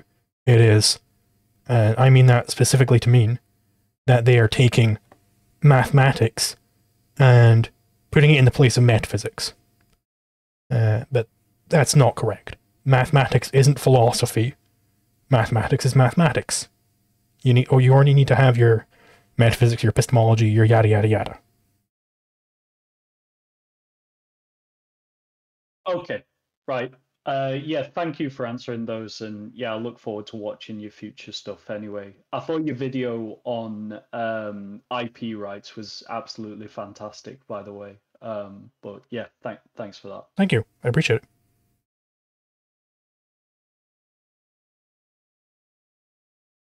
Thank you so much.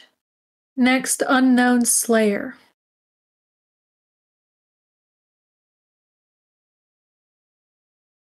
Yeah, hello. So, when will Jules finally marry me? I've been waiting for her to marry me, so can the mods, tell her to marry me? That would be very much appreciated. Oh, what the heck, buddy? Okay. I don't know about that one. Helios, let's give you a shot. Hi, hello. My name is Helios, resident Hoppian, and I would just like to have a proposal. Is that what do you think is the most effective way to get the average person to look at ANCAP ideology?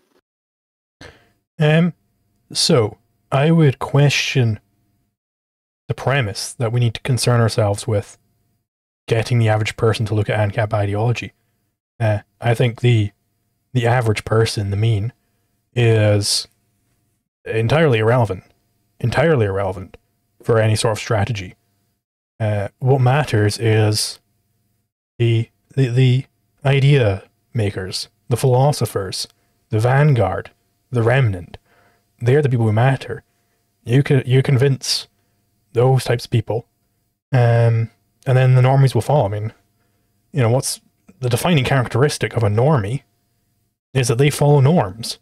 They don't produce norms. They don't. They aren't the ones originating these norms. They just follow them. Whatever the philosophy of the day is, they follow it. That's what it means to be a normie. That's what it means to be the average person. So where the norms come from? They come from the idea guys, right? So you just convince the idea guys, and the rest will follow. So let's say you had a level of finances that would allow you to create at least 3 products to push ANCAP ideology. What 3 products would you produce? I don't know, courses. I'm already doing courses. Maybe books. Yeah, that type of thing.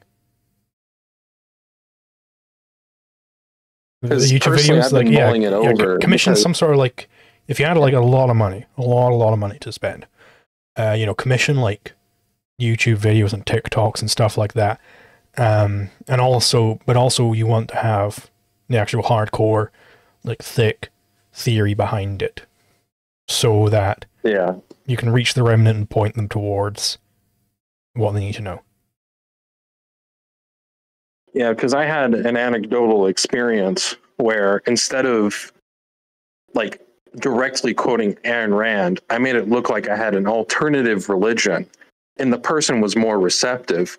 So how would you think that us proposing a Reconstructionist religion would be effective, or would you be against that? I would be against that. It strikes me as a sort of spiritual fraud.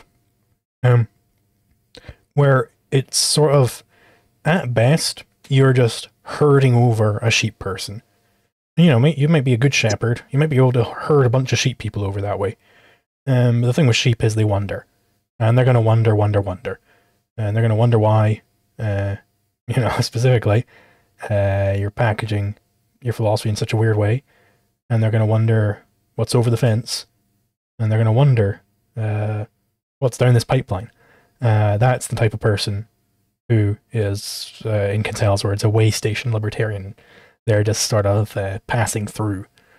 These people are completely irrelevant.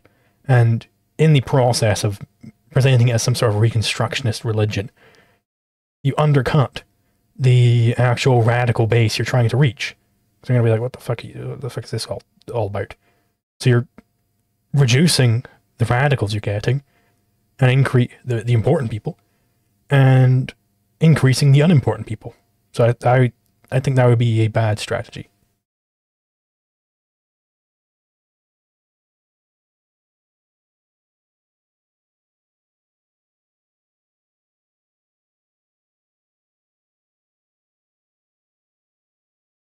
You know, anything else, or?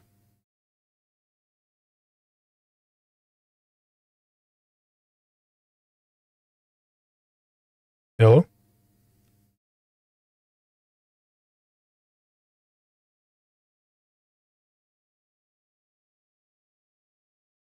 We still here?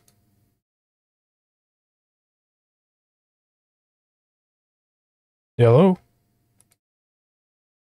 Anybody? Am I still being heard on stream?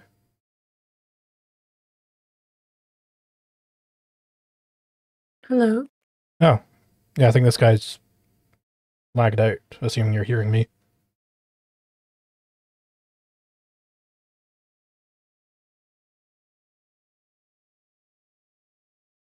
Hello?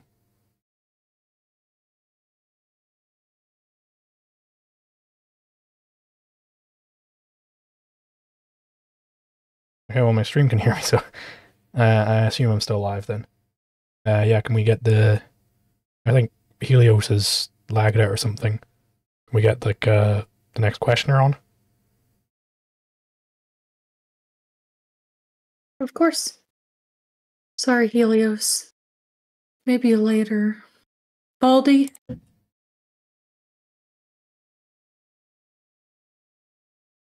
Baldy, are you there?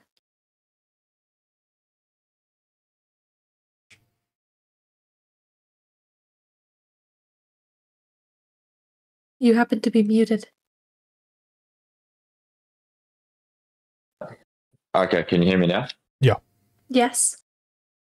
Great, thank you. I've got two quick things. One was kind of touched on a little bit earlier already regarding social norms, but my question on that one was to do with the hypothetical of would you steal a penny to stop an alien from blowing up the planet, that kind of thing.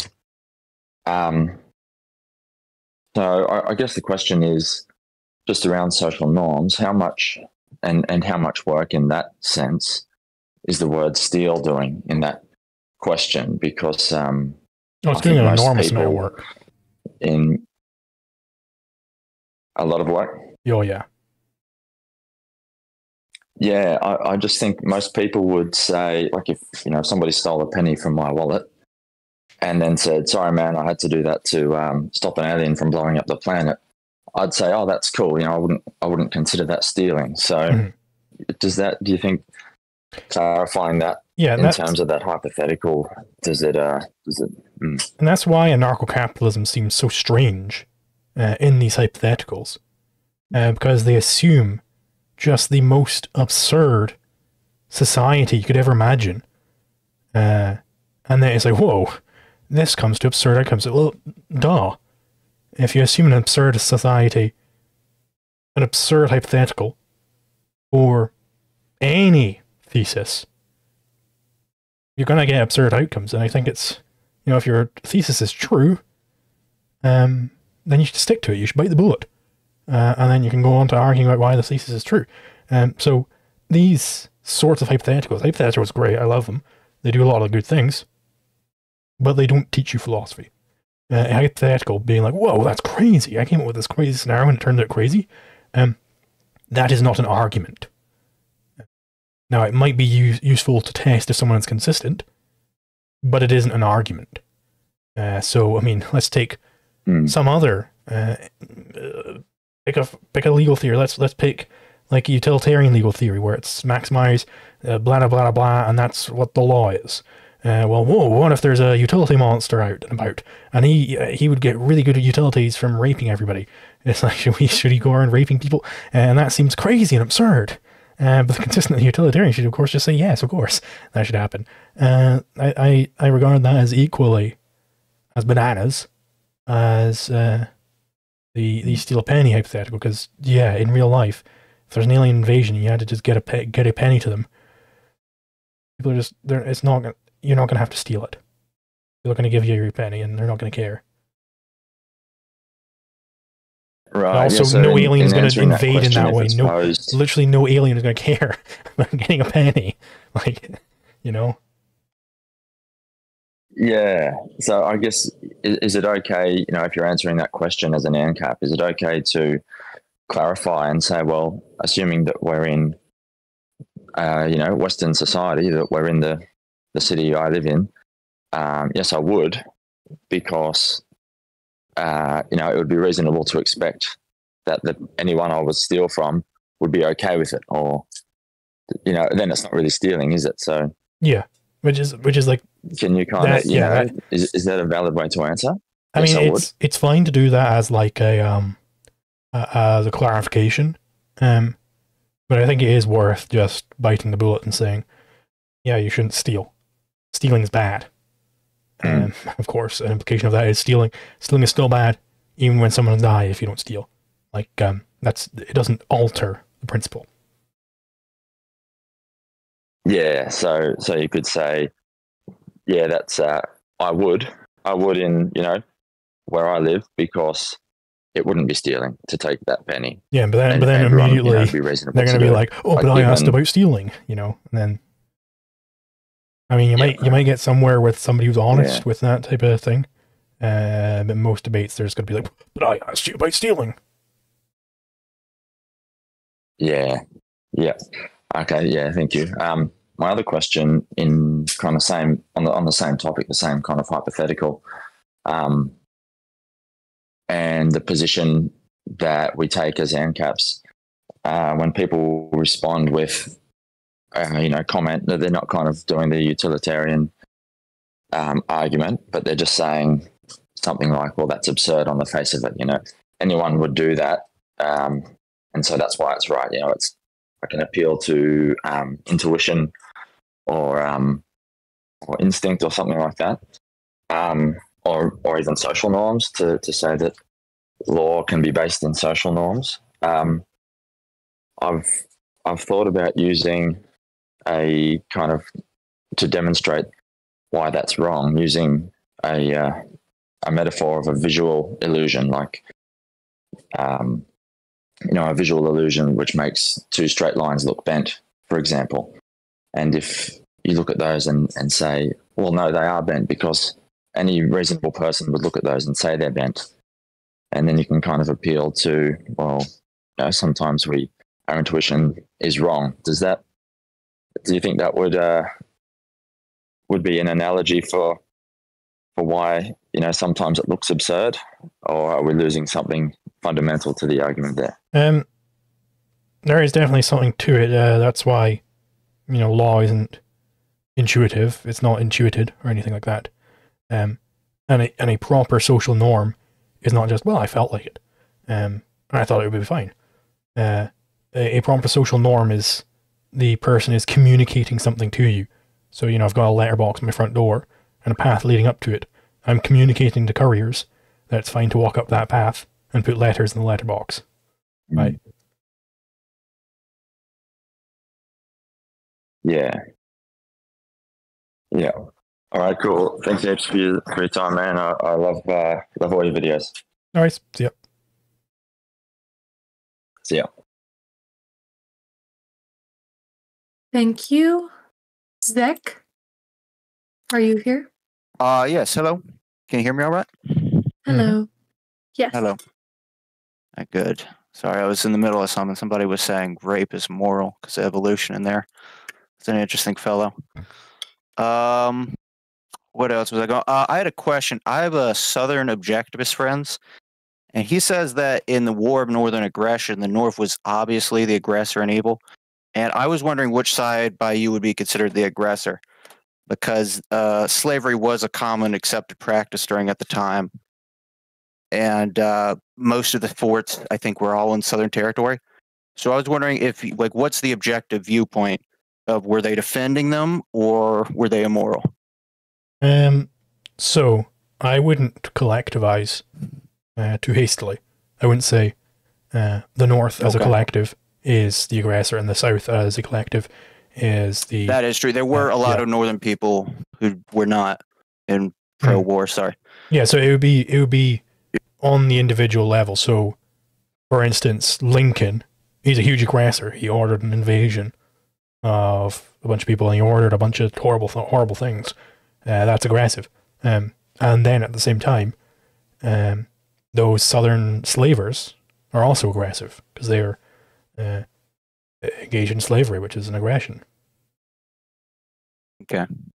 So I would think you'd say, so you would say that probably because I think probably it would have ended because the British would have done it. You think that probably slavery would have ended by itself then? Yeah, probably. Or I mean, in some okay. developed places at least. I mean, there still is slavery going on. I think inevitably it would have ended as it did in England and a few other places. But that's all I had to ask. Thank you. Okay. Thank you. People have been looking forward to evolutionary capitalists, so let's bring them up. What's up, homie? Hello. Hey, Zulu. Have you ever tried formalizing argumentation ethics using logical quantifiers? So maybe you could see how that Austrian pseudo-logic is just a gross form of induction fallacy. I want you to explain what induction fallacy means.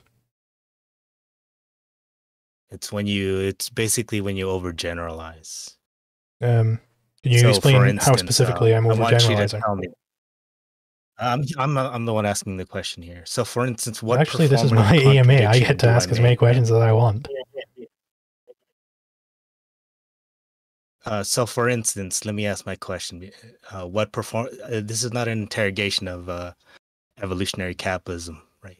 It can be whatever I want it to be. That was made very clear to me by the mods.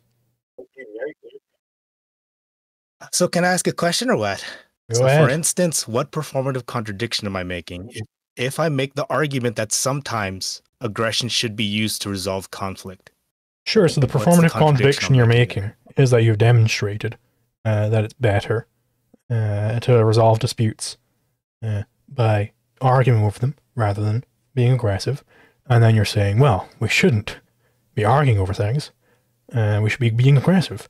Well, if you really believe that, you got a couple options ahead of you. You could shut up and go ahead and do it, or you could, reject your own claim. Those are your options. This is where the induction fallacy comes from. It's because this guy doesn't use proper rigorous logic. He fails to use. Okay, so you said overgeneralizing is the induction fallacy. How am I over? I agree that I'm generalizing. I need to explain how I'm overgeneralizing. you're overgeneralizing the necessary conditions for me to make that argument, right? When I make that argument, the only thing you can conclude is that if I'm not a hypocrite, I believe that sometimes Do you want aggression to know should another word for hypocrite? It's non-aggression should be holding used contradictions. Sometimes argumentation should Now, be do you want to know what to contradictions resolve are? conflict, right? They're false. So, yes, I agree. You're being a hypocrite. No, I'm not. Again, if you stop interrupting me, the only thing you can say when I make that argument is that I believe that sometimes argumentation should be used to resolve conflict. So that does not contradict that argument. So that sometimes aggression should be used to resolve conflict. And the fact that you guys use this pseudo logic of hop, and you don't use logical quantifiers, that's why you don't see how you're making the induction fallacy. Yeah, okay, so... I also had other questions. So he can interrupt you as much as he'd like. Yeah. So I have gone over argumentation ethics many times. I believe I've gone over it with you, in fact. So I would refer you to my numerous formulations of it. If you really want to debate it, I don't know, email Hopper. But I think we can end it there.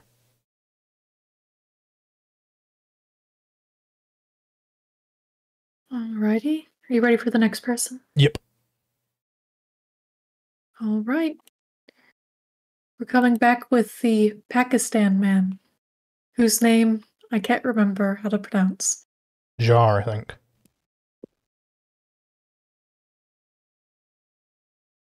Thank you, Liquid Man. You know what? I mostly came up to see whether people were going to call me Dehara again, you know? Thinking I'm like some Mexican dude or some shit. It's just what I assume from looking at it. I'm sorry. It's all good. It's all good. Honestly, okay. Liquid, I told you before, you know, I'm 80 IQ. I ain't too smart, okay? But I'm not too dumb, you know, like I kind of get it. But I guess, and I could be wrong, okay? And you can correct me, Liquid Zulu.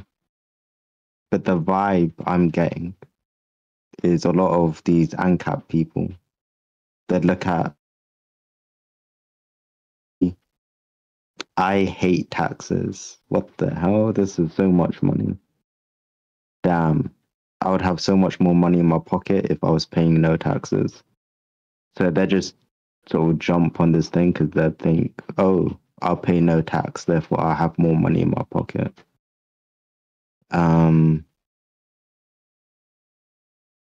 Yeah, man, I don't... Am I right in thinking that way, Liquid Zulu, or am I generalizing ANCAPs wrong? Is there like a strong, like, moral argument being made? That's a perfectly legitimate starting point for your moral argument. I would be so much wealthier without these taxes. Being wealthier, me being wealthier, I'm a selfish man, you see. Me being wealthier, I would love that. That would be great. That would be brilliant. It's a perfectly legitimate starting point for some argument. Now, there's obviously a lot more to it than that. But I don't see a problem with somebody looking at their wallet and thinking, boy, this should be bigger. I shouldn't be fucking sucked dry by all these leeches and parasites. Liquid Zulu, do you think if are you in the do you say where you're from, or I don't want to... I'm from the UK. Talk to you or be rude or anything. Okay. Do you think if everyone in the UK, or like, everyone in the UK... Okay, this is crazy hypothetical. Let's say the UK is the only island left in the world, okay? And everyone in the UK received £1 million. Do you think everyone will be much richer all of a sudden? How was the £1 million generated? Oof, you see, it's quite a complicated question, right? So, but the whole point is, I think so. Like the government reimburses everyone. Government reimburses everyone. Like, oh, here's $1 million. Yeah, if the government took all the capital that they had taken from people and gave it back to people, then yeah, people would be a lot richer. Definitely.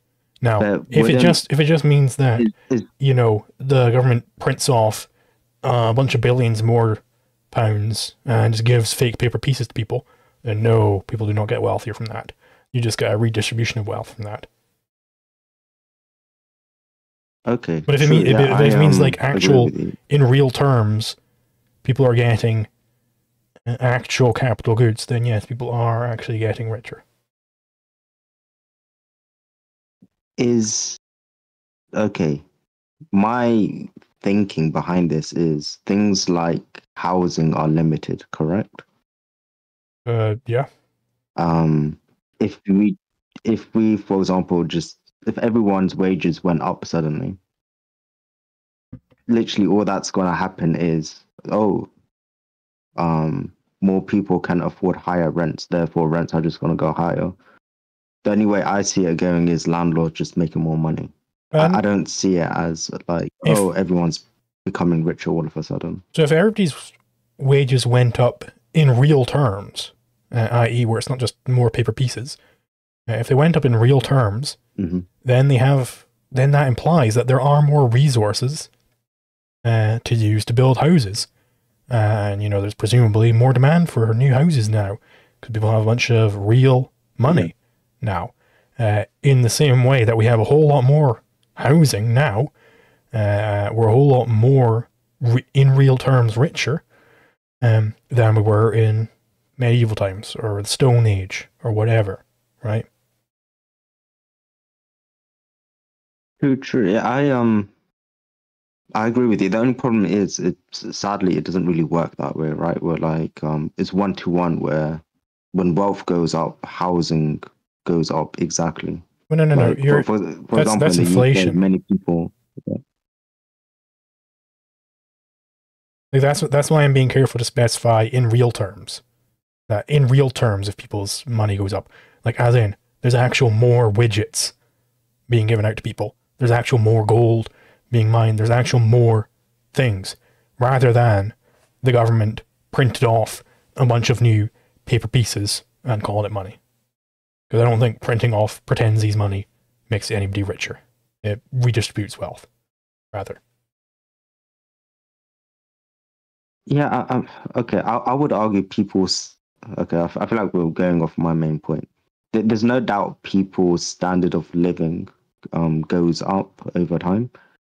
I just think people kind of have this false sense, and you might disagree with me or in the chat that, if we just pay less tax, our standard of living will just like skyrocket up. I don't think it's that simple. And Absolutely likewise, if you pay more tax, that doesn't necessarily mean your standard of living will all of a sudden go down. So taxation is a decivilizing force. Because let's think about the things that you can possibly tax. What things are there which could be taxed? Well, there are the things which have been produced.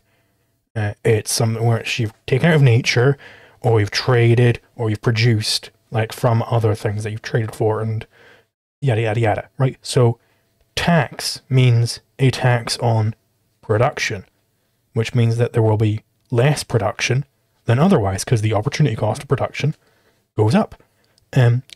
Well, then there's going to be materially less things being produced than otherwise. Production's going down. It's anti-productive, but production is required for civilization. So what we have here is tax destroys civilization.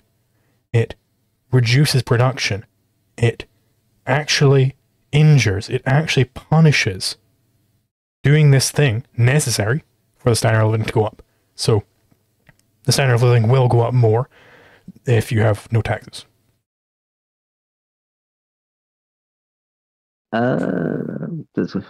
Okay. Why?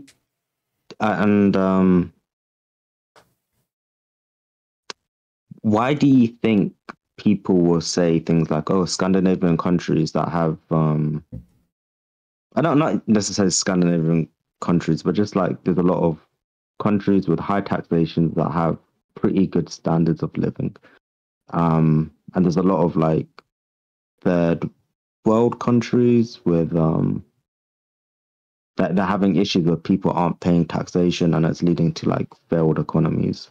So like, I guess that's the last thing I want to say because I don't want to keep going back and forth. yeah, so like those high tax wealthy countries, they would be wealthy in spite of their high taxes, not because of them, and vice versa for like the poor countries which have low taxes.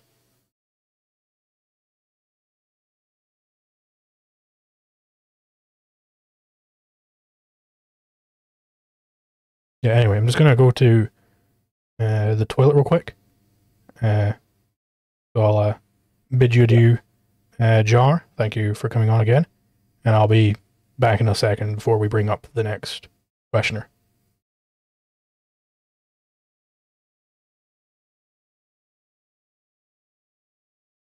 Alrighty.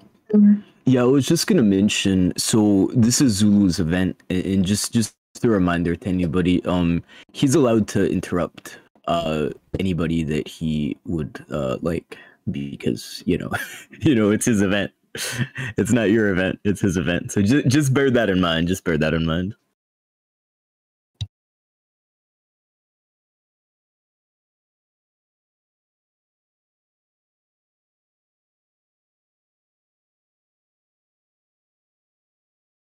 Well, while we wait for Zulu, Dark Master, somebody in the side chat asked why you sound like the Burger King foot lettuce guy.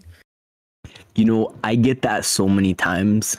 I don't know. That's just how I sound, I suppose. So I get that, but then I also get the "Are you Canadian?" question a lot. Yeah, a lot of people say I sound Canadian. I don't know about that. I think you sound American. Well, that's good. At least I'm not from a fake country.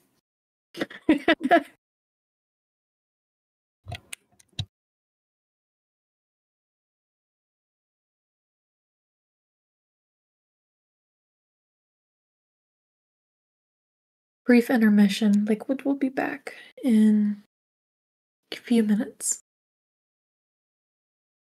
Let me just tell you, I have some nice pasta with me and some really well done garlic bread. But with that, instead of meatballs, I have these high quality sausages with the red sauce. I'm eating that all together right now. I'm jealous. I haven't eaten much today. Hello. Zulu, I'm gonna actually take the next question just because I was curious about something. So I've not looked into this person's work at all. But are you familiar at all with the work of hopefully I'm saying his name correctly, but Peter Lamborn Wilson? Not familiar with that person.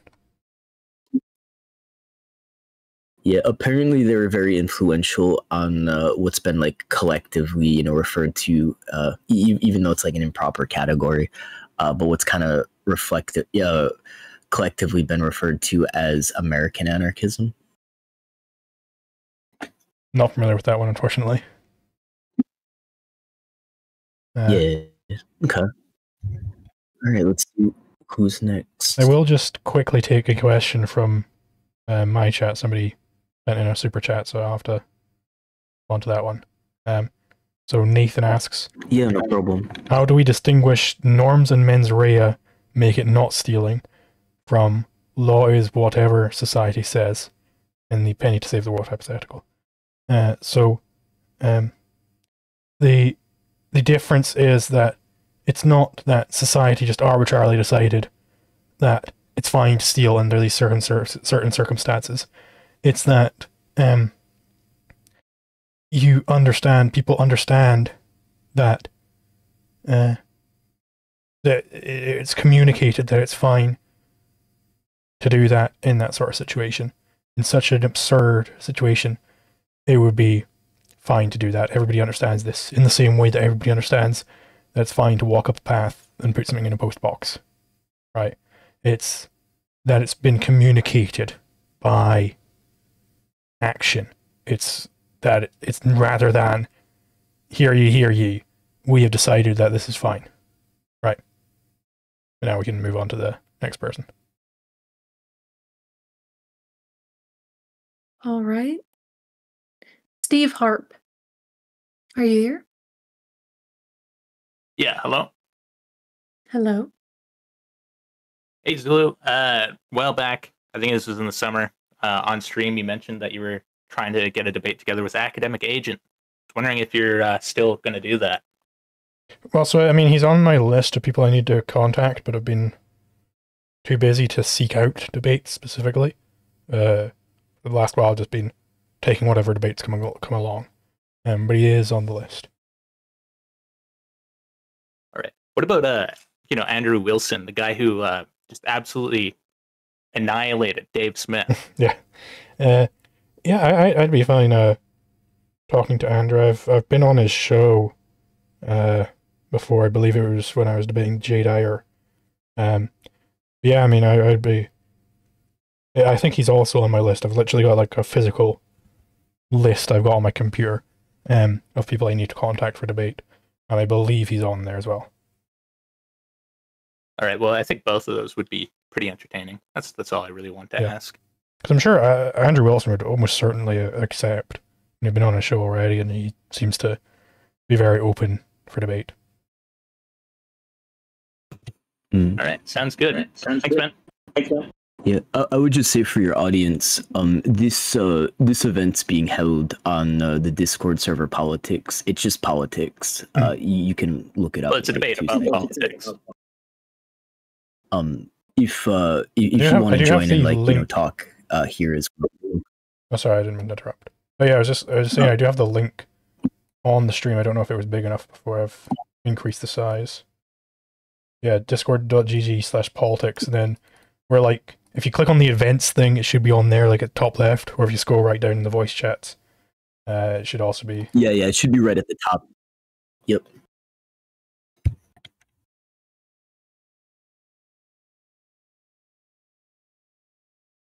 All right, Alrighty. yeah, that's all. Like I said. Thank you so much.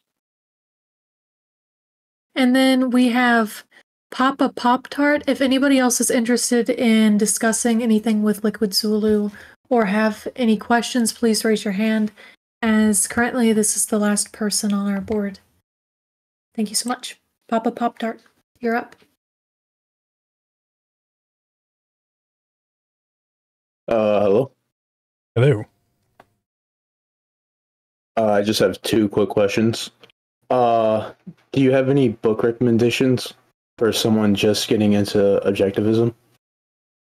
So for objectivism, if you're just now getting into it, most people are more inclined towards fiction. Ayn Rand has some great fiction. If you want something you can read in an afternoon, there's Anthem, very good book, very short book, and that's I love Anthem very much. It's got a very special place in my heart. Then there's also The Fountainhead, which is also like probably my favorite book of all time. Incredible book, and it's got the theme of integrity basically. Atlas Shrugged, I wouldn't necessarily recommend dipping into that if you know nothing about objectivism yet. I mean, it would definitely teach you a lot, but it's a very big commitment, and not a lot of people are willing to make that sort of commitment right off the bat. Now, if you're more inclined towards non-fiction, at least the way I got into objectivism was through the non-fiction, and I read the fiction afterwards. There is Objectivism, the Philosophy of Ayn Rand by Leonard Peikoff. It is like the only complete statement of the objectivist philosophy in book form. I suppose Galt's speech is in some way that, but that's not non-fiction. Yeah, and there's also Leonard Peikoff has a really good history of philosophy series. You can watch his entire history of ancient philosophy for free on YouTube, and a little birdie told me that you can quite easily find links to his paid History of Modern Philosophy as well. But yeah, that would be. And as far as the legal theory goes, my advancement, as far as I see it, I have a course. If you go to liquidzulu.github.io, I've got a course on, it's called The Fundamentals of Libertarian Ethics, and it goes over my legal theory, for the most part. It goes over every field in law. Thank you. I have one more question. Are you going to collab with Praxpen again anytime soon? I don't know if it'll be soon, but I'll almost certainly collab with them again, unless something crazy happens. I don't know. All right. Thank you. No worries. Thank you. Okay, Slooping put his hand back up if you're interested in bringing him up again. Yeah, sure. He'll be a recurring guest. Yes. All these questions, yes. In regards to government workers, are they immoral? So, it depends somewhat on the context. I'll elaborate on that. So let's say you're just a lazy bitch, and you decide, you know what, I'm just going to be a lazy bitch, and I don't want to produce anything. So I'm going to go ahead and just work at the DMV and do nothing all day and screw with people and steal their money at the same time. Yeah, that would be horrible. That's horribly immoral. I think they are parasites and should be given no respect. Now, that's not every government employee. Maybe you're in a situation where, let's just take the most extreme example. Maybe you're conscripted. You're conscripted into the military. You had no choice over the matter. You didn't say, I want to be in the military now. You were just enslaved, basically. There's no moral failure on your part by being enslaved. Yeah, that would be, I think, my answer. Maybe I should give the general principle. The general principle is that you don't want to gain a value by cheating reality. You don't want to be a parasite, a second-hander, i.e., you don't want to be relying upon that which you are destroying. So if you are destroying production, if you are saying that the capitalist is the exploiter and he should stop producing, then you shouldn't be relying on that. You should follow your own philosophy, not accept anything produced by anybody else, and die so we don't have to deal with you anymore.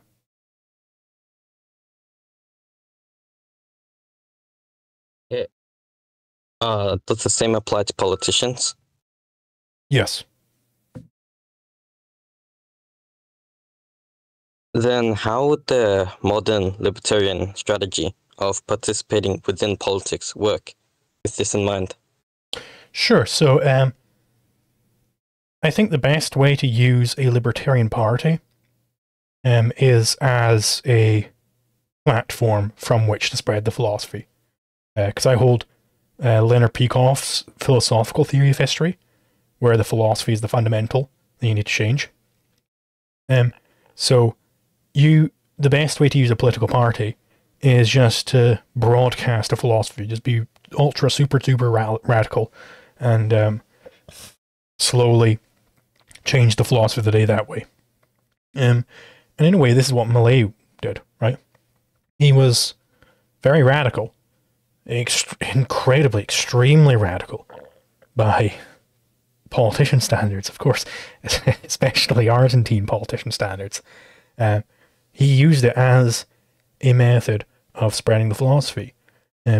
Now, there are a few possible political strategies from this.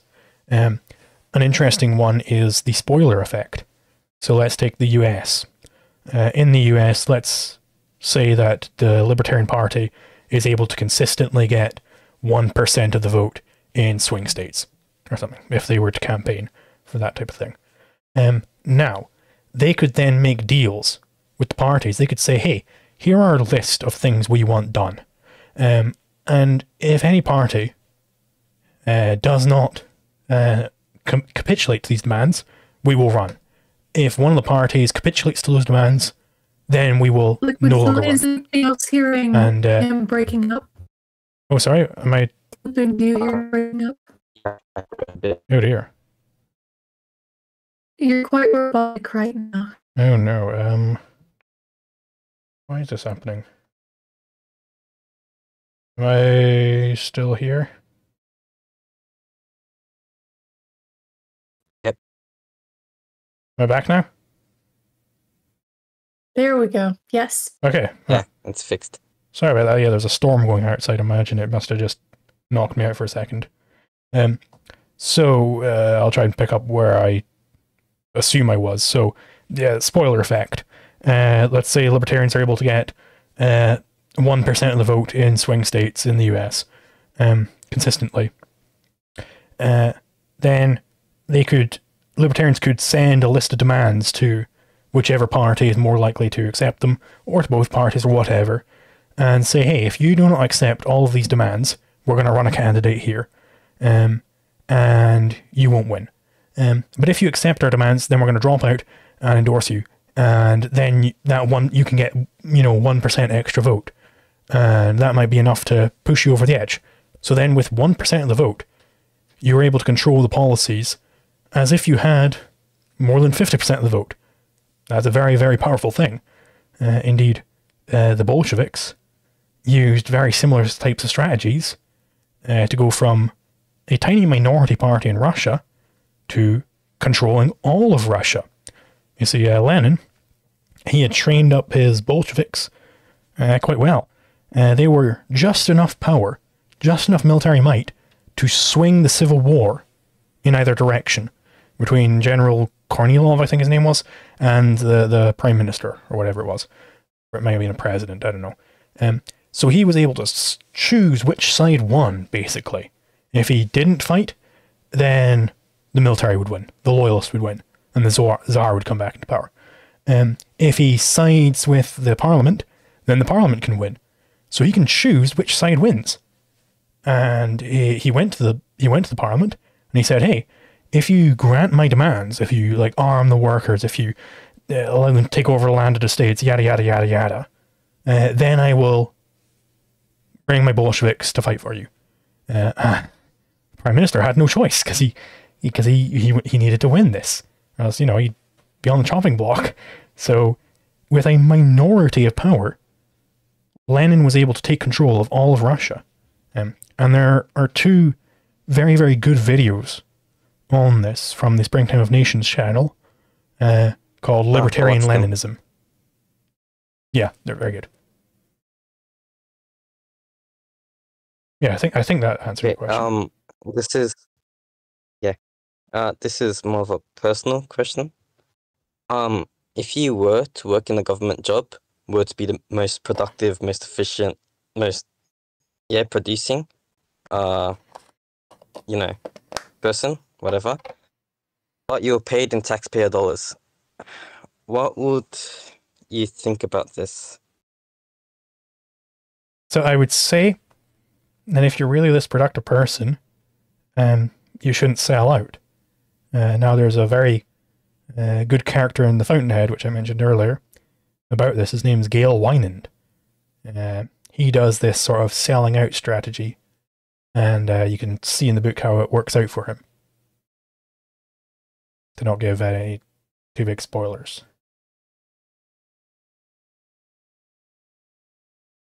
Thanks. One last small question. You think trust is essentially just risk-taking? It's because Tick mentioned how trust is Gnostic. I don't think that to be the case.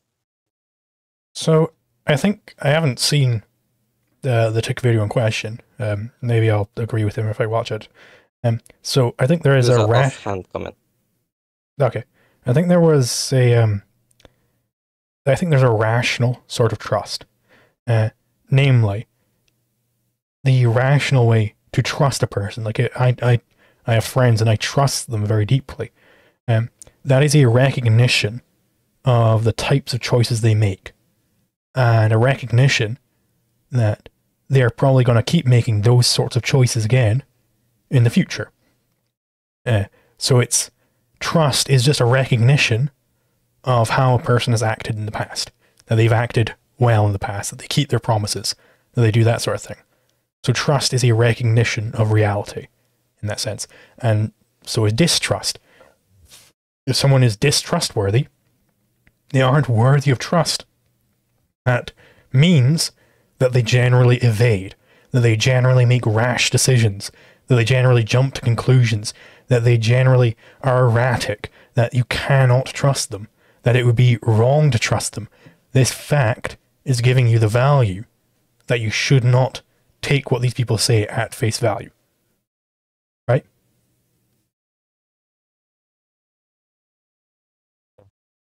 Thank you for your time. I'm gonna leave again. No worries. Thank you. Okay. Unless these are quick, I think these two may be our last ones. Not evolutionary So- capitalist. He's been on my stream plenty Okay. of times. Okay, I'll take them off. Then, Baldy, come on back up.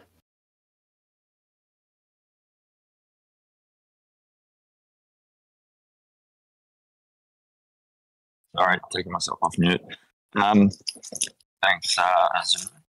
Just had a follow-up question. I was asking the question in the YouTube super chat about mens rea, and I just had a kind of a clarifying question to see if I understand it right. But it sounds like the difference kind of is that if you're stealing the penny in that situation, it could be illegal. It would depend on the individual that you stole it from. Like you could say, "Hey, I thought he'd be cool with it because we're enculturated in the same way." But if he said, "No, I'm not okay with it," then it would be a crime, and you could be seen as a criminal act. Is that kind of in practice how that would differentiate it from societal norms? So he was sort of grouping together norms and mens rea. So as in, there are social norms, and you don't have mens rea because of those social norms, so it's not stealing. That as against law is what society says. So I'll explain that term as well, because I haven't explained mens rea already in the stream. So mens rea is guilty mind. It means that you did a guilty action, actus reus, and you intended to do that thing. That you were deliberately committing the crime. This is the distinction between manslaughter and murder. Murder has mens rea, manslaughter does not. I'm not sure if that answers your question or not. Right. Yeah. Yeah, I think so. So in that kind of way, like if you were to, again, you're in a normal society, like a normal Western society, you steal the penny. Society would understand that you've made that without mens rea.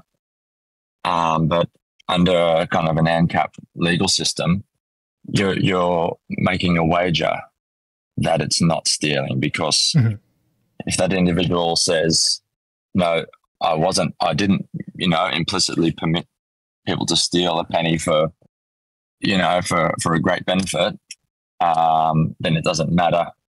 It doesn't matter that society would see that guy as an asshole for taking you to court. He would still have a valid legal case against you. Yeah. So in the penny example, it is entirely possible to still have mens rea there. Like you might, maybe the person doing this is like a utilitarian, and they're like, "Hey, yeah, no, this would maximize the utils. And so I'm going to deliberately do this thing, which I think is stealing, but it's going to maximize the utils." They do have mens rea there. But maybe a different person just thinks, "Well, no, obviously this person's going to be fine with it because I'll save their whole shop by doing this." Like just take an easier example. Maybe I am a cashier at a shop, some sort of petrol station or whatever.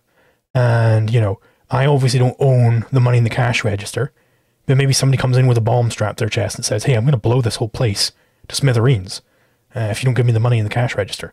I would probably give up the money, right? Not only to save my own life, but also it's going to save the shop, right? I would assume there that my boss is the property owner is going to be fine with it because it's going to save the whole shop, even though it's, you know, that would be the norm. So I would not have mens rea there, even if it ended up being found out that it was a crime for whatever reason. Like maybe I was mistaken about there being a social norm there, but I still thought there was a social norm there. And would that social norm, like or the, you know, the pushing someone out of the way of a train or something, example, it's reasonable to expect that the person you're pushing out of the way, that he's going to thank you, right? He's not going to see that as a rights infringement. Mm-hmm. Yeah. But in terms of differentiating between law is what society deems and the social norms thing is the person who's, you know, if you're pushing someone off the train tracks, is it kind of a best bet in the sense that if that person after the act turns around and says, hey, you know, I'm taking you to, you know, anarcho-capitalist court because I didn't want to be pushed, you know, he would like that. How would an anarcho court see that? You'd still be guilty, right? Even though you've tried to, you know, you've tried. Everyone would think you've made a good decision. It's a social norm in terms of almost everybody would be okay with you doing that. But if an individual wasn't, then the social norm is kind of overridden. So I don't know if I'm asking the question well. So like in this sort of society, it's almost certain that the property owner would not want people committing suicide on his train tracks. So it would be fine in that sense. But obviously you could alter the hypothetical to get rid of that property owner. So like, if you don't have mens rea, then that's as much as you can do. Obviously don't be epistemically negligent. Don't just close your eyes so that you can commit crimes without knowing it yourself. You know, do your best to not commit any crimes, but you might end up accidentally committing a crime. You should pay the restitution for that crime. Now, I don't know what on earth the restitution would be for pushing someone out of the way of the bus. In the bus example, of course, you're protecting the bus as well. You're preventing the bus from getting damaged. And presumably the bus driver doesn't want to get damaged. They haven't set it up beforehand or whatever. And you're stopping the road from getting a bunch of blood splat on it. You know, you're still protecting property in that sort of way. Yeah, I think that clarifies how you can how you kind of the you know, the primary, I guess, is the individual's choice over their own body in that example. So, you know, 99% chance he's going to be cool with you saving his life by pushing him. But if he's not, you know, just 99% chance based on 99 out of 100 people in that society would be okay with it.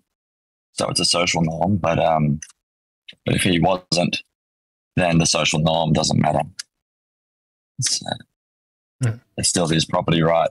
Well, to be clear, his own body that kind of overrides that. If there is a social norm in place, like for instance, if I maliciously, like, you know, built a new house in my current society in the UK, and like you know, built a path heading up to my front door with a mailbox in the door, it would not be a crime for somebody to deliver a package through that mailbox.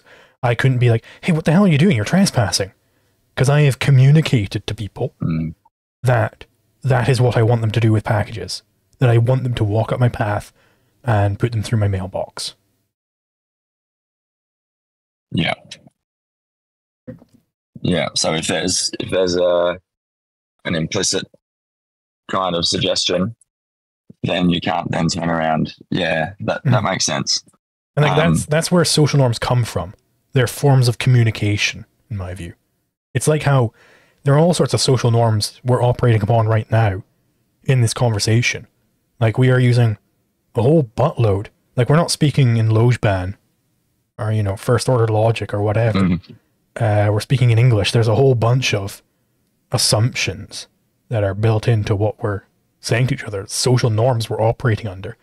And if those norms break down, then communication becomes impossible. But we know communication is possible. So we know these norms are indeed operative.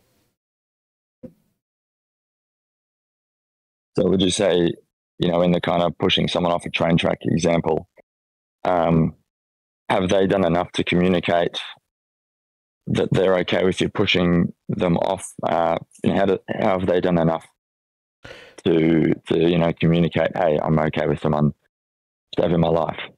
So like the normal understanding is that if I'm looking down on my phone and there's danger around, the normal social calculus there is that you got to warn this person about the danger, or rather that it's fine to warn this person about the danger, perhaps even grab them and take them away, because they're not communicating their will at all that they want the danger to hit them. They need to communicate their will that they want this danger. It's the same way as if somebody found me like passed out on the side of the road in a heap of snow. I'm about to die of hypothermia, and the paramedics come and take me away. I would need to have like a DNR tattooed across me, or have one of those bracelets or whatever, if I wanted people to know that I didn't want to be resuscitated. If I'm not communicating that, then it's fine for people to take upon guardianship of me and resuscitate me. It's my fault that I didn't communicate it, if that's what I really wanted to happen. So if you know, so maybe you're setting up like an elaborate suicide where you've got the bus company on board, you got the street cleaners on board, you got everybody on board, you're gonna look down at your phone and walk out onto the road and the bus is gonna hit you. That would all have to be clearly communicated to passers-by that this is what's happening. If you don't communicate that, then you're just not doing your job. Yeah, that makes sense. If you have a kind of a value or a position that's so counter to the culture that you're in, you have some level of responsibility to make that apparent to people.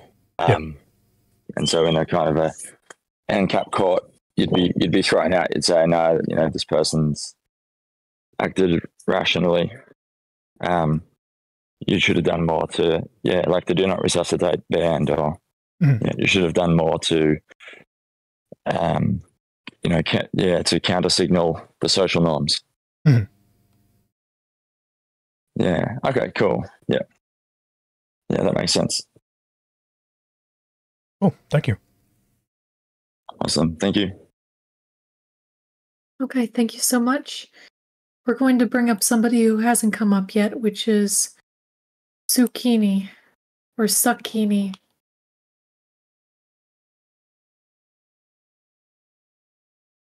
Are you there, Zucchini? Yo, hello. Hello. Hi. Okay, perfect. One question is just regarding veganism and its stance the objectivist stance on it. I was mainly curious because the scale by which industrial farming currently exists is so large to the point where almost any amount of uncertainty would make it like ethically impermissible. So I was basically wondering how like a pretty much 100% certainty that animals don't have rights can be deduced by objectivist principles. So I'll give my stance on animal rights, which I came up with on my own. I don't know if anybody else has ever come up with this before, but it does have some objectivism in there. So I think there are two criteria which need to be met for there to be law between Crusoe and Friday. So both parties, I won't use Crusoe and Friday, I'll use A and B, because A might be an animal or whatever. So both parties need to be able to get into conflicts in the first place. Now, what that would require is that they both have free will. Okay. And then the second requirement is that they need to be able to avoid conflicts. Well, because if you can't avoid conflicts, then the question of law it's meaningless. Because the law asks, what should we do with conflicts? Should we avoid them or not? Well, you can't avoid them, so what you can't even not avoid them. It's going to happen or not. There's no dealing with it. So that's why number 2 is in there. So the place the objectivism comes in is in the free will. Is in both A and B, both parties need to be able to have free will. Now, on objectivism, the place where your free will is, because objectivism holds that humans have free will, the place where it is in your conceptual faculty. It's in the formation of your concepts. It's in, specifically, you have the choice to either focus your senses or drift. I just let sense data wash over you. And then you have the choice, if you've focused, to either integrate that information, this is called thought, or disintegrate it, i.e. deliberately ignore things. That is evasion. That's where your basic free will comes in on objectivism. So, then obviously it needs a creature with a conceptual faculty. Any creature with a conceptual faculty would have volition, free will, the potential for law to apply to them. Now, there is no animal we have ever discovered, no non-human creature out there, as far as we can tell, which can form concepts. Now, let's think about one example, a dog. Dogs are pretty clever animals in the grand scheme of things. And we all know that dogs love bones, right? They love chewing on bones. They can't get enough of bones. So why is it that it never occurs to any dog to go, I'll start up a bone store where I'll sell bones to all the other dogs. I'll become rich. And you know what? To do that, I'll need a science of boneology to discover what the properties of a bone are, which makes them so satisfying, and where bones come from. And then I'll get a bone farm where I'll farm a bunch of bones, and I'll produce them in a factory, and do all this sort of stuff. Why does this never occur to any dog ever in the history of ever? Well, it's because they never got to the concept bone. They don't know to make a bone store, because what's a bone? They don't know to make boneology, because what's a bone? They don't know to make bone factories, because what's a bone? They don't have the concept bone. They just go about their lives, and then they see a particular bone, and they go, that looks yummy, and they start chewing on it. And this is the case for every single non-human creature we have ever encountered. So they fail criterion 1, so law just doesn't make sense between a human and, say, a pig. Like, we just can't get into conflicts with them in the first place, because they don't act. So we can't have contradictory actions with them.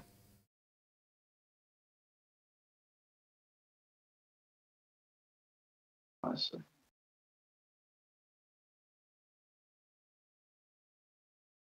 Is that all?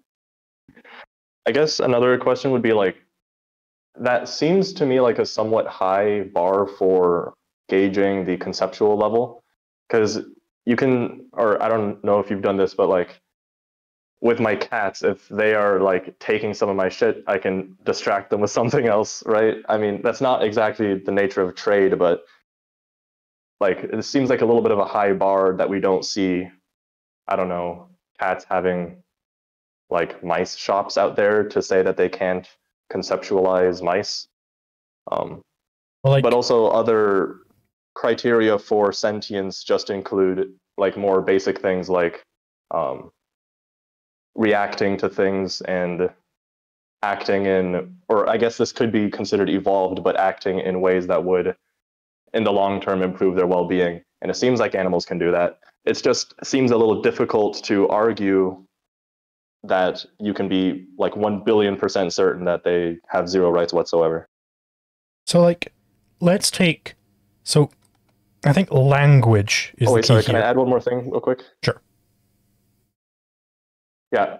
Last time that I asked this, I was just suggested to read objectivist epistemology, and I think that's where this is going. So, No. the quickest way to resolve this will just. Oh, okay.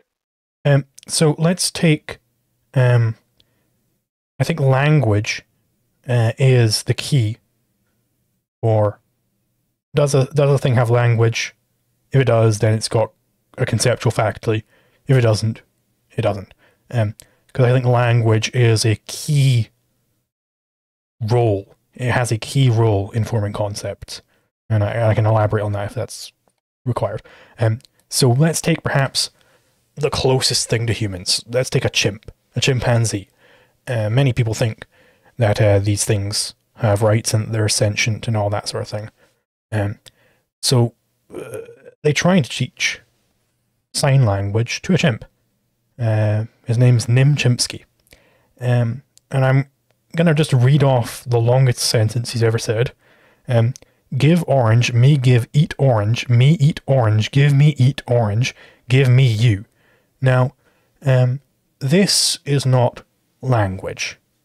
This is, he has been trained that when he does the give sign and me and orange, and he just jumbles them together over and over and over again, eventually the keeper will give him an orange and he can eat it.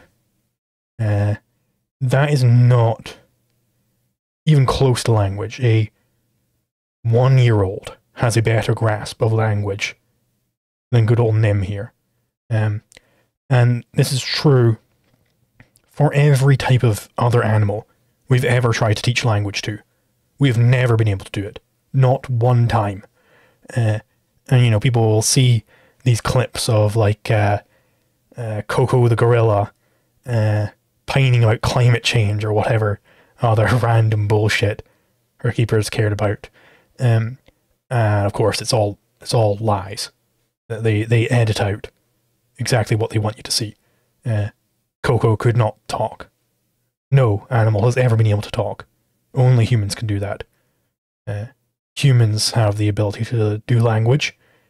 We have grammar, we have nouns, we have verbs, and consistent rules for all of these things, because we have a conceptual faculty, and we understand how concepts relate to each other. Nim Chimpsky does not. Okay, thank you. Thank you. Okay, we have some other new people. Let's bring ISP up. ISP?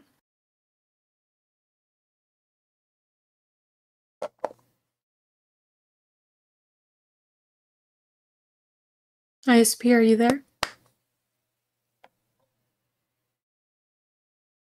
Or sorry about that. I pressed the button, and I always welcome e-celebs when they come to Doobie's Politics. I pressed the button just because, you know, I don't make any money from this. But I don't even know what you are, but I think it's fascinating. Anyway, what do you do? What do you do? What do you do? What kind of thing do you say that is true? Yeah. I don't even know. I mean, do you love Russia or do you love Ukraine? I mean, what do you do? Are you a Jew that loves? I mean, no. Do you love Jesus Christ? Who are you? What is this? I love myself first and foremost. I am yourself. Oh my God, we've got Ayn Rand. Yeah. Well, that's it. That's the objectivist. Yeah. That's the. I saw the. I'd never seen that combination of words, objectivist. So you're a Jewish communist that no, I hate communism. Loves capitalism. Is that what it is? I am a lover of capitalism. I'm a lover of the individual. I'm a lover of anarchy. Yeah. And because I'm a lover of capitalism, And I think anarchism requires Yeah. capitalism and vice versa. Yeah. So you're anarchy, you love the anus as a sex organ. I mean, as long as there's an anus that everybody agrees that the anus is a sex organ. Now, categorically, outside of time and space, is the anus a sex organ? That's an interesting question. Or does it matter? I mean, can you make money off of the sex organ? Can you look at somebody and say, your anus is a sex organ? I think you've misunderstood what anarchism is. I don't know what is happening right now. Anarchism is make it up as you go along, categories. No. Categories that come from logic, or categories that come from power, or categories that come from something outside of space and time. No. Anarchism is a theory about law which rejects legal authoritarianism. Oh, good Lord. Law. Really, I mean, law is merely somebody that comes over the hill with more men on horseback and arrows than you. I mean, you know what I mean. Well, that would be... So, but what would you say to that? I would say that they're acting bad. They're doing the wrong thing. They're acting bad. Look, I mean, Genghis Khan says, I disagree. What would you say to Genghis Khan if he disagreed? I'd say, I've got the internet. He doesn't. Would you defer to Genghis Khan? Would you be, oh my God, would you be so much of a person that would say, turns out, guys, I used to love you. I used to love you for 300 years, but Genghis Khan is here and I don't love you anymore. No. Are you asking if I would join up with Genghis Khan? I'm asking if you are the most coarse form of traitor. I'm just the most ridiculous, laughable form of asshole. Okay, well, I'm not really following your train of thought, so I think we should probably move on to another question. But thanks anyway. I agree. All right. Yeah, I appreciate that, E-Celeb. Alrighty, and if we're going, did you want to go right on the dot or just see what happens? we can. If somebody's like asking a question, then we'll just. If it goes over an hour, then we'll just end at that question. All right. We'll bring up Drought since Drought hasn't come up yet. Drought, are you there? Hello. Hello. All right. So I was curious because I read your website, and on your theory about child law, you had implicit consent there, and you didn't like that because of the reasonable person. Like that's a irrational thing. And I was just curious how you're fine with social norms. Like if you put a mailbox in, you can let someone go to that mailbox even if they're trespassing, but that's not implicit consent. Like what's the difference there for you? Sure. So the reasonable person type of theory could have where, well, no, this person's just being unreasonable, so we've got to just go against their will now because they're being unreasonable. We care about the reasonable person here. I don't think the reasonable person exists. That's an abstraction. They are reifying that abstraction. And I reject that just on epistemic grounds. So the difference between that and social norms is that social norms is, hey, this actual physical person we've got in front of us, whether they're reasonable or not, we don't give a shit. But this actual specific person, they have communicated to us that they want this thing to happen by virtue of the social norms that there are. Is that sufficient? Yeah, I think that's a pretty sufficient thing. So with social norms, though, how is that like more rational than reasonable? I'm sorry, I should have worded that. Yeah, I don't get how do you define a social norm for a legal theory? So, like, in the context of legal theory, a social norm would be some sort of communication, whether it be verbal, non-verbal. I mean, if it's social norm, it's probably going to be non-verbal, right? We don't say that. Hey, if somebody says, "Hey, John, let's shake on it," that it's a social norm that they should get to shake on it, because they've been explicit with it. We care more about the types of social norms where it's implicit, where it's not verbal speech. But there are forms of non-verbal speech. Those are social norms.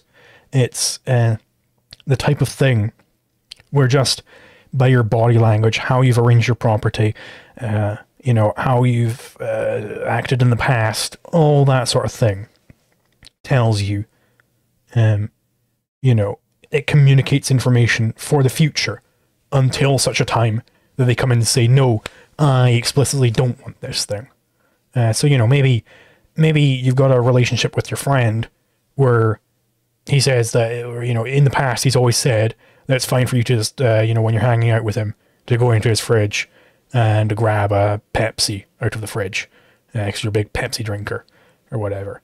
Now that's been pre-established. Now, it would not be aggression for you to keep doing that up until the future, until such point that he says, you know what, I'm no longer stocking Pepsi, I don't want you to go into my fridge anymore. When he explicitly tells you that sort of thing, then that social norm is broken now. It's more interesting in the cases of, like, I'll give another example, because I've already given the letterbox example. It's often the case that, if I go into the seediest, nastiest bar in town, and I go up to the biggest, toughest guy in there, and I call his mother a whore, I'm normally communicating to him that I want to have a fight. Now, my words aren't literally saying, I want to have a fight with you, but I'm communicating to him nonetheless that I want to have a fight with him. So I can't cry foul and go like, mommy, he's fighting me, after he starts fighting me, right? Obviously he should stop. If I say, no, I don't want to fight you anymore, he should relent, because I have yielded to him. The instant I yield, he should stop fighting me. If he keeps fighting me, then it's a crime. But if he punches me once, I'm like, oh, is that the best you got, sissy? If I keep goading him over and over again, I'm still communicating that I want the fight to continue, right?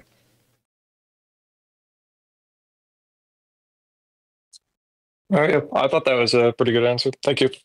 No worries. Thank you. Do we have time for one more, which is Michaelitis again? Sure. That'll be the last one, though. Alrighty, this is the last person. Hello again. Hello. Okay. So, do you think that breaking into someone's property is violating the NAP? Yes. Okay. Suppose that some person owns a piece of land that is 1 by 1 meter.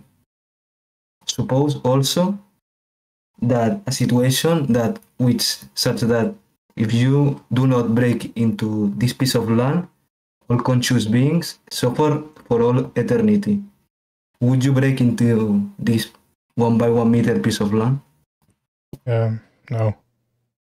I mean, we've already done these types of hypotheticals, so I'm going to stop it there, because I don't think there's going to be new ground tread. Okay. Okay.